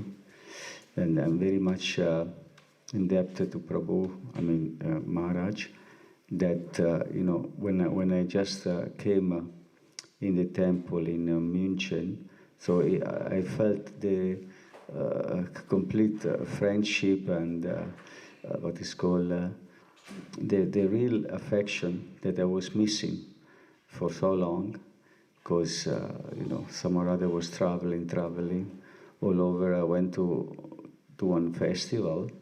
There was music, material music, but some or other there was also the Maha Mantra that Yamuna was singing in the record, and the thousands and thousands of young hippies, they were hearing the Maha Mantra. And then, you know, I didn't know anything. It was in 1969. And then some or other got some, what is called inspiration and some joy within the heart about this chanting of the Maha Mantra. And before that, that was in the Isle of Wight, you know, in the September.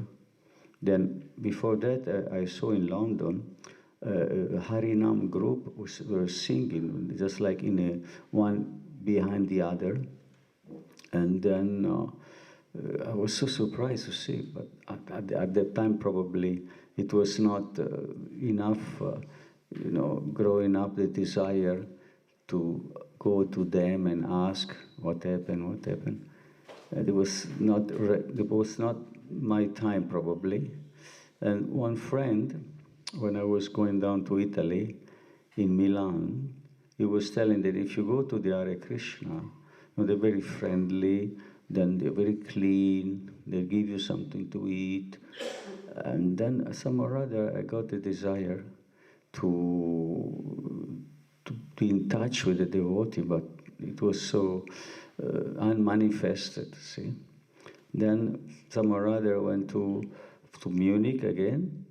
I mean, after being traveling all over Europe, and even to Istanbul all the way, because I wanted to go to India but I have only $6 from Istanbul, so it was not enough to go even by bus. No, not even enough. So then I went back to Italy, and that devotee told me, that friend told me about, the devotees. So, and I somehow or other, Krishna arranged that I end up in Munich, where the temple was there in Munich, but it was not my intention it was not revealed at the moment about that I used to go there. So, and then I saw the point, as I was saying, in Krishnaskar, when there was Prabhupada Vyasa Puja, I was telling the same thing about, I saw the devotee, then I asked him to bring me to the temple, to the temple, exactly. But he was doing magazine distribution. Those days was in 73, in January probably. And then he stopped the this magazine distribution. He brought me, first he went to the shop to take some glasses and specs, and then he brought me to the temple. And then immediately, once I entered, I felt satisfied. And after that, we went together from Munich to Paris, and I saw for the first time Srila Prabhupada coming from the airport. And the devotee, he gave one big garland to offer to Srila Prabhupada, and Prabhupada bowed down, and then after that, there was a big smile. So it was the first time that I saw him, Prabhupada. And then again, we went back. We were just traveling, and Prabhupada came again in, I think it was 74 in Schloss Rettershof. Then, in Schloss Rettershof. Then there was Prabhupada in the middle, and the devotees were chanting round and around him. It was June. It was very nice weather. And then he gave the initiation to the devotee, there in Schloss Rettershof. I remember that before we went to in the Heidelberg, where Prithu Prabhu was in charge, and then there was Radha Krishna there also, and then I got the first initiation, and then the next time Sadhuta Prabhu was in the middle of the square. There was a big square in Heidelberg, and I got done an initiation. And then, we went all the way from Munich to Stockholm, and Prabhupada was there. As that's why we are celebrating this fortunate event of 50th anniversary of, memory of Prabhupada coming here in Stockholm, blessing the whole Scandinavia, all the fortunate, darshan, like in the university, and then like Prithu was telling about that person who was challenging Prabhupada because he was speaking about the Varnashram, but then Prabhupada was telling that it was a challenge. What class you are? You think you are first class? And then he said, no, I am the 5th class because I'm serving all of them. And then Prithu was giving the clear, because he was sitting nearby, and then he saw directly Prabhupada, the mood he was having to serve everyone. So this is the one time, then France, then in England, and then here in Stockholm, and then in Germany. So these are the memory that I didn't have any direct. When we were in the Schloss Rettershof, at one point, Prabhupada was giving a darshan, so we were all sitting around, and I was just in front of Srila Prabhupada, and then, just listening. I could have, go, because he was there in 1 week in the Schloss Rettershof, and I could go and just go and speak to him, but somehow or other it was too early for me to take this step, the initiative, to, have some direct question and listening to Prabhupada. There was not probably the time. So But also my memory, it was not a long. We just went on distributing books, and also, and then of the morning walk. Now, one time I went to the morning walk in Germany, and these are all my little memory that I could recall, because of this. It was so early in the beginning. I was 73, and that's all I can say about Prabhupada. What to do? I'm just grateful that this is the chance to meet together here, because of this fortune that Prabhupada came in Stockholm in 50 years back. For this reason, we are all associating and exchanging and having so much inspiration and good fortune that will carry us, inspire for the next. I think this is the generation. This is a 50 year. When we shall celebrate the 100 year, it'll be a future generation, because it'll be 2000 plus 23 plus 50, 2073. So the next generation will celebrate the 100 year. When there is 100 year, what is called the golden jubilee. It is golden, now it's silver. Eh? Yes. It is. So this is the last chance that we are meeting here, the 50 years after, and then we're very grateful to those devotees who are organizing this meeting together. Without this particular event, we will not be able to meet all together in one place. We have to go this place, to meet each God brother. But also thanks Bhagavan Prabhu and Ajit Prabhu about inviting Prabhupada here to come to Stockholm. It was a very good, it was a miracle that we could, have the chance to see Prabhupada those days, in those 50 years back. And now we are just remembering this fortunate time that we were together with the God Brother and Prabhupada presence. That's all I can say. Not so much continuation. Thank you very much for your presence. All glory to Srila Prabhupada. Hare Krishna. Jai. Thank you so much. Hare Krishna. Oh, so well, first of all, I want to apologize. I'm still suffering from some kind of summer flu. So concentration could be a little bit better, but I'm okay. I feel very enlivened by all this nectar, and I'm happy that I didn't have to go and sleep in between. Now, I'm coming back. Well, I'm still traveling. After a long time of not extended traveling, I did like 6 weeks non-stop, practically all over, well, Czech Republic, Germany, and Belgium. So I already, in all these places, I went to Karlovy Vary, Prague, and near Brno, the Navagokula farm in the Czech Republic.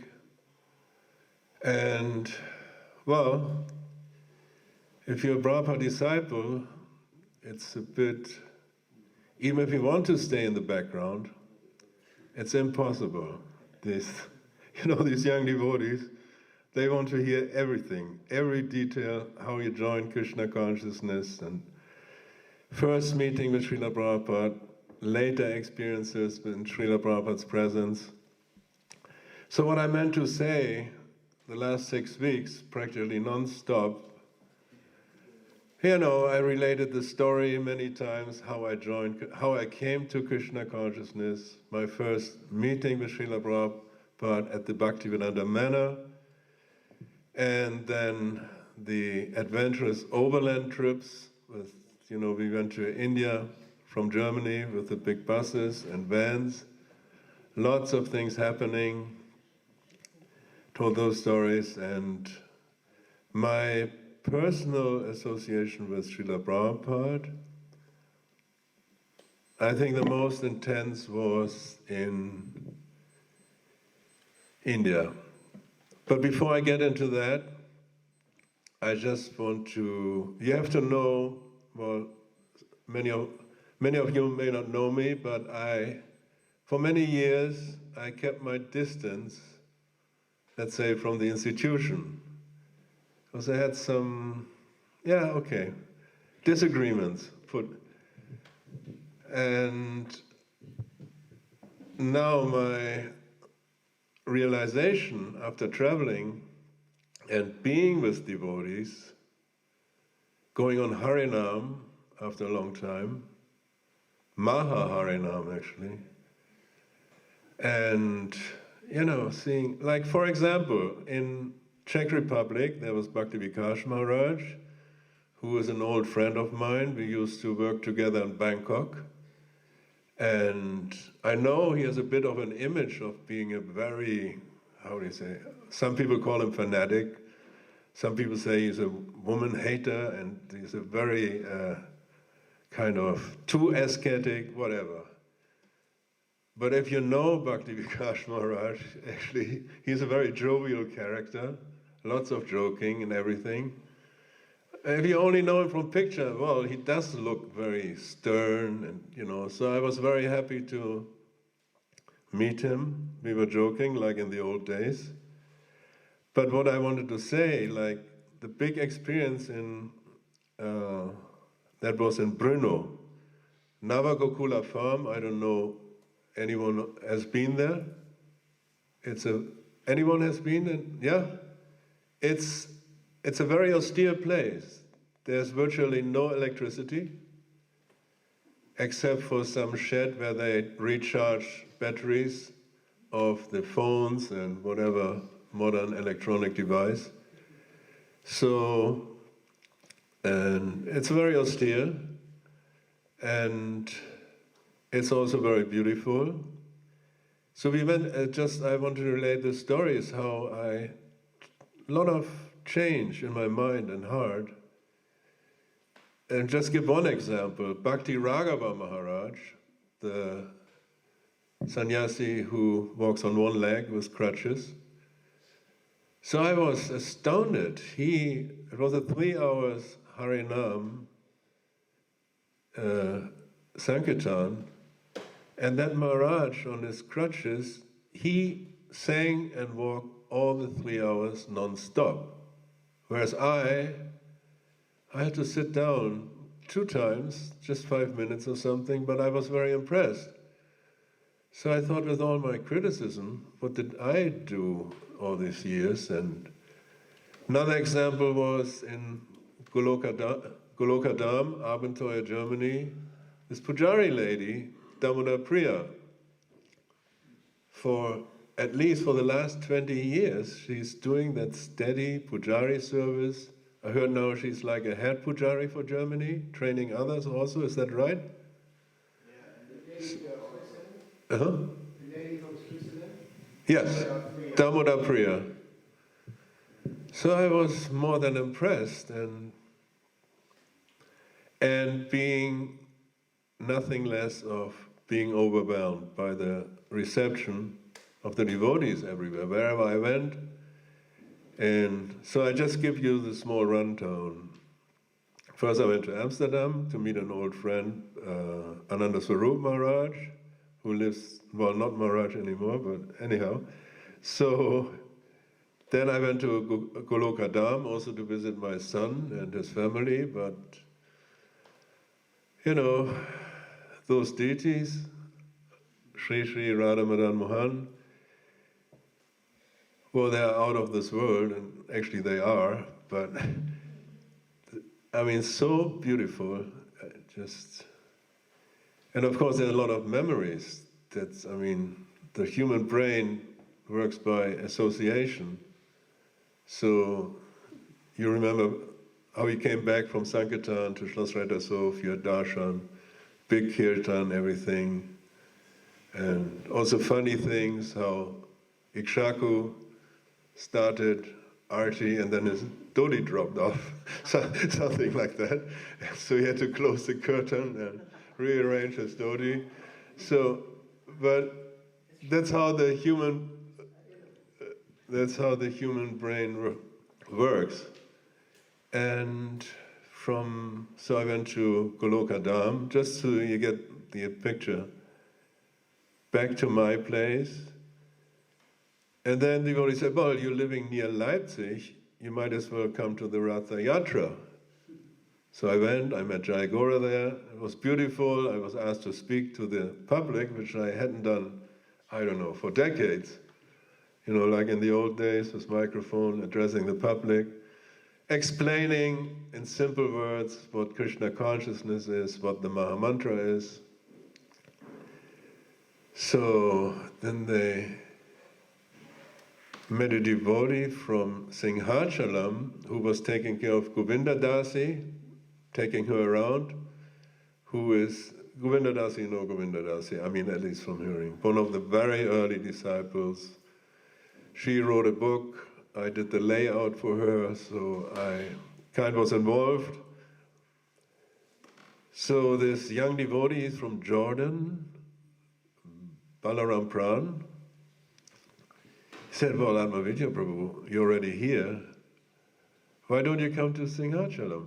So, and before that I was Czech Republic and everything. So I went to Singhachalam. And on the way from Leipzig to Singhachalam, he said, well, you're already traveling. So after this, we are going to Radhadesh. So maybe you want to come. So I said, give me 2 minutes. I have to think about it. So I agreed, and then after a few days we started, and we meant to stop only like 15 minutes in Goloka Dham to have darshan and probably take some prasadam for on the way, something packed. And it was funny because I had just been there. People, oh, you're back already. You said next year maybe or something. How long are you staying? I said 15 minutes. Oh, so we had to stay longer because Govinda Dasi became very sick. So we went on to, next day to Radhadesh, then back to Singhachalam. Then I was 2 days at base, and then I flew here. So you just get the idea. So maybe my flu is also a bit of an exhaustion. So we don't only have limited time, so maybe, yeah, it's not funny, but it's remarkable that the extreme experiences, they seem to stick to memory much better and in all detail than other memories. So in Hyderabad, there was such an extreme experience with Srila Prabhupada. Now I know, I told the story in the last few weeks about 3-4 times, but I think it's worth to mention it again. And well, those devotees who have been with Srila Prabhupada in India, it was like special and one step further special. Of course, there was no Hari Sori Prabhu, he explained it in those words that, of course, there's no Western Prabhupada and no Indian Prabhupada, and yet, in India, it was different. It was like home ground for Srila Prabhupada. And also how the Indian people and bhaktas would relate to Srila Prabhupada was like more informal. So you got a lot, I mean, I could mention quite a few details, but one example was that when we went on a morning walk, Hyderabad Farm, it was a small group. I mean, there were quite a few devotees there, But on the morning walk, sometimes 5, 6 devotees, and walk with Prabhupada, stop. And like, for example, there was an Indian sabjiwala with a big basket on his head. And Prabhupada started, haggling with them about the price. What if we buy the whole thing? And he said, this and this much. Then Prabhupada said, no, too much. How the spiritual master, like on a market deal, totally Indian, so to say. In the end, the sabjiwala didn't agree. But it was also, Rimati was there actually much more than I present, because, well, everyone knows, just because Srila Prabhupada came to a place, it didn't mean that we all hang around all day. Like in Germany, we sent the devotees out to Sankirtan. It was my job at that time to organize the groups of all these devotees. And in Hyderabad farm, Rimati was fortunate enough to be all the time there in Srila Prabhupada's presence. And I went out with Shankarbrit on live membership during the day. So many things I only heard from Rimati or other devotees what happened that day. But in any case, it was Prabhupada was sitting right in front of everyone, taking his massage, and it was, like a big family. Huh? Very intimate. Okay, I said the word family, so I'm going to digress again, one of my favorite things, digressing. When I mentioned my realization about these travels in Europe, with all my criticism before, one thing I realized, we are actually a huge family. So in a family, everyone knows, we do have some favorite brother, sister, we do have some favorite uncles, whatever. And we may not agree on each and every point with everyone. It's a family after all. So that was my main realization. And another realization was, small one, that things have become very international. Like if somebody tells me, there's a new devotee in Germany, new German devotee, it can only mean two things. Either he or she is from Croatia or from the Ukraine. But sometimes also there are some Russian. And they do have new ethnic German devotees too. So I think I stopped digressing here. So back to Hyderabad farm. So I mentioned there was this very extreme, and for that you have to know that Srila Prabhupada was, Vaidyanath already spoke about when Srila Prabhupada got angry. So that was quite extreme, because Srila Prabhupada was downright disgusted with the situation there, in Hyderabad. The management, well, it was new. We only had received the place. Mahamsa Swami was in charge of the, running the temple, expanding it. We had just arrived on the buses. But Prabhupada, being disgusted with the, management of Hyderabad farm, was only one thing. Somehow or other, he was also quite disgusted with his Western disciples, still, after so many years, lacking in the basic things like cleanliness. Yeah, cleanliness. So it was intense. Rimati just went. Yeah, can I just... Oh, you want to say something? Srila Prabhupada came from his morning. Srila Prabhupada came from his morning walk, or his rounds, whatever, and he saw, and we had a tree. There was a peepal tree, and it's kind of a banyan tree, and that's where we would have. There was no temple, so that's where we would have Guru Puja under the tree, and it was like a platform. We also used to eat prasadam under that tree, so. So Srila Prabhupada came and sat on the Vyasa-san, which was very, very simple, Vyasa-san.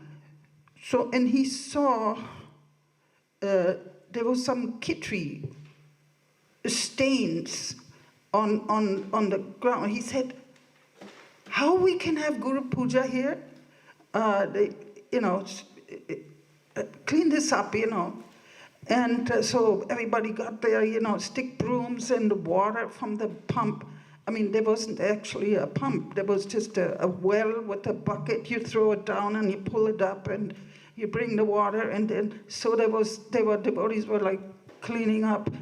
And so there was one devotee, I won't mention the name. He was pulled out with his pocket Patita knife. Pavana. Yeah, okay. Maybe I should tell the story. Yeah, I was right there. At that particular one, okay. I remember a little better. It was, we were getting ready for Guru Puja. Guru Vandana song and Guru Puja. And Srila Prabhupada came early. And like Narimati described, they have these concrete platforms under the tree, and this was a longish one. And there were not only stains, there were leaf plates, and they were like crusted, caked. Yeah. Nobody cleaned it the night before. So Prabhupada was so disgusted, and he virtually exploded. I mean, it was like, I imagined to be in the presence of the Shringadev or something, He virtually exploded, and he got very angry about our lack of, even, how do you say, courtesy. The spiritual masters coming, what to speak about cleanliness in general. So Patita Pavana, he pulled out his pocket knife and he started scratching some of the spots. Prabhupada said, what are you doing? Trying to clean a little bit, Srila Prabhupada. With your knife? Yes, Srila Prabhupada. Okay, keep it for your throat. That's what actually happened. So, throat. Use it on your throat. Keep it on your throat. There are two versions, according to Patit himself, Patita Pavana. But that wasn't all that morning. No, Hansaduta was just going to start Guru Vandana, but it was a windy day, and Indian, what they call go-downs, these storage areas. Well, we were all living in one of these storage boxes, including Srila Prabhupada for the first few days, I remember. So they were just getting ready after cleaning. Yeah, you were right. After that, there was a cleaning session, and just Hansuda already had it on his tongue to start. The wind blew open one of these doors right in the line of vision of Srila Prabhupada, and one devotee bundle fell out. I mean, a devotee, but it looked like a bundle. Punya Shloka from England. So Prabhupada said, what is this? And no, but he knew there was somebody sleeping before the door blew open. He said, who's sleeping behind that door? Oh, really? Yeah. And he said, bring him over here. Yeah. And then he chastised him. He said, Srila Prabhupada, I'm sick. And Srila Prabhupada said, you're too sick to greet your spiritual master. I remember that. So. What did he say? He said, you can never be too sick to worship your spiritual master. Yeah. So. And the night before, just you get the mood of that. The night before, there was invitation to the so-called Sunday feast, Hyderabad Farm Sunday, for the villagers. So Mahamsa Swami had the sweeper cook the feast. So what they didn't expect, that Prabhupada, he was just sometimes walk out of his room and he saw the plate and he said, I want to try this. Yes, Srila Prabhupada. So Prabhupada took it, spit it out or threw it out, and before he could explode again, there was a scene that a dog, village dog came, sniffed at the food and didn't take it. So Prabhupada said, see, even the dog won't touch that. So the dog had taken, the very, very illustrative, so Prabhupada didn't have to explode again because it was so illustrative, plain for all to see.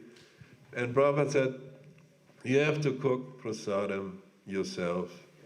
And in fact, Prabhupada always said, everything should be done by devotees, cleaning, especially cooking and everything. And he said, don't think that the Indian guests from the villages will come for your singing. They have their cinema songs and they like them better anyhow. So at least we must give them very, very excellent prasadam. So it was very, very instructive, and as we all know, the spiritual master is hard, can be hard like a thunderbolt and soft like a flower. Sure enough, during the days, Rimati can tell the story how Raghunath, he was always whining and crying and... he was hungry. Yeah, hungry. And how then Raghunath came to show him all his toys, so maybe you want to relate that? Yeah, actually about the prasadam, when Srila Prabhupada threw that, he said, this is hot enough to kill you. There was so much chili in the food. Anyways, in the morning, I used to go to get milk from the 108 cows, a little bit, and they had a kerosene stove, so it took a long time. So my son used to cry because he wanted his bottle of milk, and so we all stayed, I stayed next to Srila Prabhupada's room. It's just a little farmhouse, 3 rooms. There was the bathroom, and there was in the middle, there was the Srila Prabhupada, and on the other side, there was my room. So we came around, and he was crying, and suddenly Srila Prabhupada came, there was these swing doors. Srila Prabhupada came, like Shingadev came right out. He said, and he had his shaving cream in his face, and he holding his lota and his razor, in this hand. And he was like, why is your son always crying 24 hours a day? Why can't you take care of him? He's like raising his hand with his razor in his hand. And so I felt like disappearing in the ground, but my son stopped crying. And so later on, Srila Prabhupada got his massage and stuff, and then he just sat in the sun to get, warm. And so then my son, Raghunath, he got a flower, he gave it to Srila Prabhupada. So Srila Prabhupada took it. And then he had, you remember, Atmavidya used to print the German books, so he had all the proof, like the pictures and stuff. So from those pictures, we cut them, and I made a little book for Raghunath. Oh. And with contact paper, it was a little book, and with all the Krishna pictures. So then he got the book. He wanted to, show it. Make up with Srila Prabhupada. Yeah. So he went to Srila Prabhupada, he handed it to him. At that point, Srila Prabhupada rubbed the boy's head, and he took his arm around the boy, and together they looked at the pictures. Oh. And he goes, who's this? And that's Yasoda, who says, that's Krishna. And then I was standing, on the veranda, and he was like sitting here, not very far away. So, and then Srila Prabhupada looked at me and he said, just see now, your son tries to make friends with me. Yes, exactly. So, Hare Krishna, time is over. Any questions? Any comments? Nice that you're back. Ah, thank you. Was that the Banduka farm? Yes. I don't know if they still have it or not. Yeah? Yeah, they have it. But it's not these, Actually, I'm missing Hyderabad quite a bit. Also, the city temple was very nice. Oh, Raghunath got lost at that temple, and they looked everywhere for him. And then they finally somebody found him. He was lying on the outside. Yeah, Took the garland and had it around. he slept on Prabhupada's Vyasa. But he Okay. told her that, the example about what he did with Raghunath, Prabhupada was so kind to the children. He was so concerned about the welfare of the children. Oh, yeah. That, it's, today you hear a lot of abuse, people do to the children, in this movement.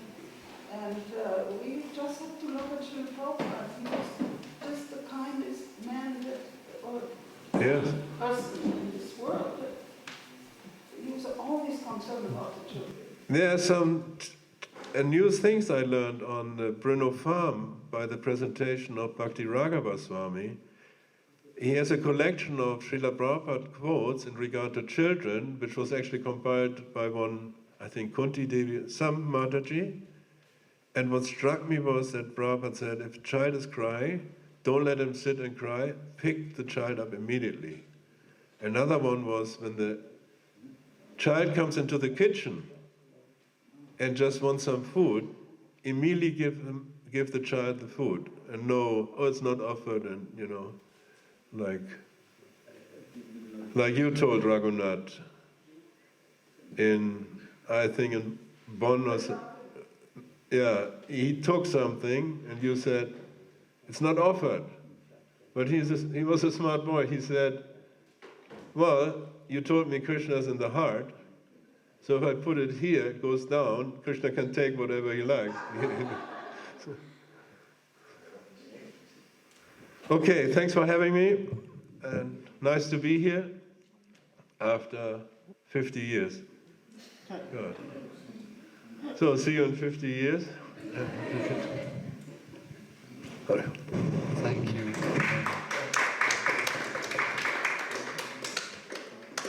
Now, I would like to ask Aristaha Prabhu to say a few closing words.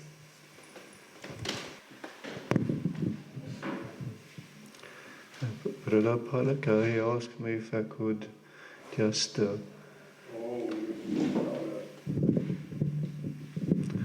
because I've been living in the temple here for 20 years, serving Panchatattva, Srila Prabhupada, and I can do representing the devotees here in Almviks Gård and also the deities. So we are all very grateful that you came and shared your memories and expressed your love and devotion for Srila Prabhupada.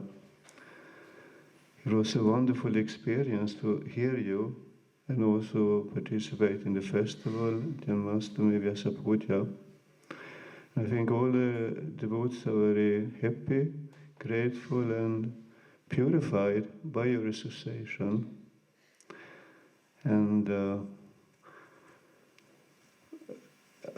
I don't have so many memories of Srila Prabhupada myself.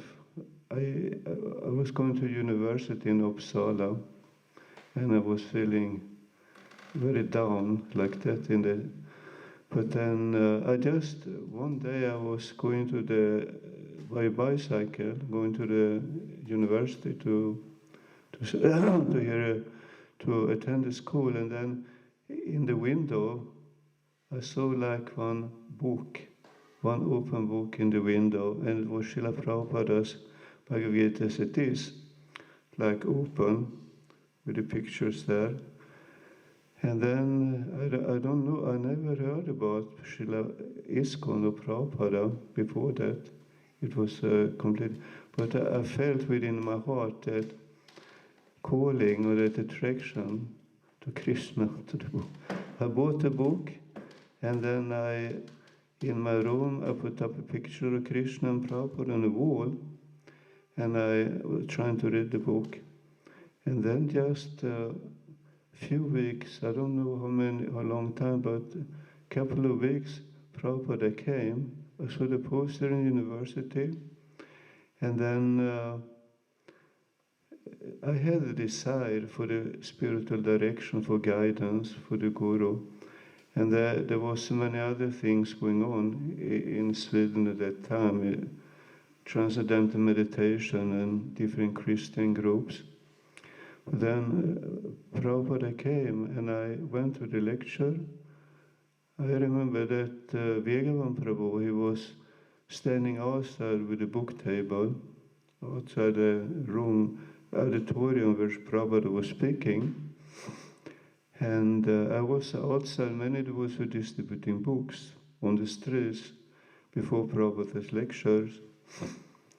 And I went there, and I was taking seat, like, when I say like Prithu and Maharaj, that distance to Prabhupada. And I couldn't understand his accent or what he said, but I felt that attraction. There was this famous lecture about Varnasham Dharma. And then I wrote a letter to the temple, and Vegavan, who was a secretary, Ajit was a temple president. I wrote to, and Vegavan answered. And then he said it is not so easy, like mental and physically, this spiritual life, living like a devotee. But I was so depressed and unhappy the way I was living at that time. So anyway, I moved into the temple, and that was maybe 1 month after Prabhupada came. And there were so many people coming to hear the class, the lecture, but I think I was the only one who took that step to surrender. I remember that 76, I saw Prabhupada in Vrindavan and Mayapur in Vrindavan.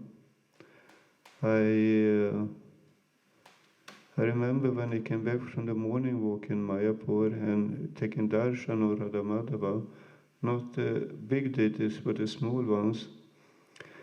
And once I made dandavats, and Prabhupada was there, I touched his lotus feet. The devotees around him, the sannyasis, didn't look very happy because Prabhupada didn't want that, like devotees or touch his feet, but I was a very soft and cool sensation to touch Prabhupada's feet. I also went to his room to take darshan in Mayapur. He was like speaking to the devotees, and the same in Vrindavan. So, like a little memory like that. But so we are so happy that you came for this celebration, and I wish that you would come back again. To have like yes, okay. Yes.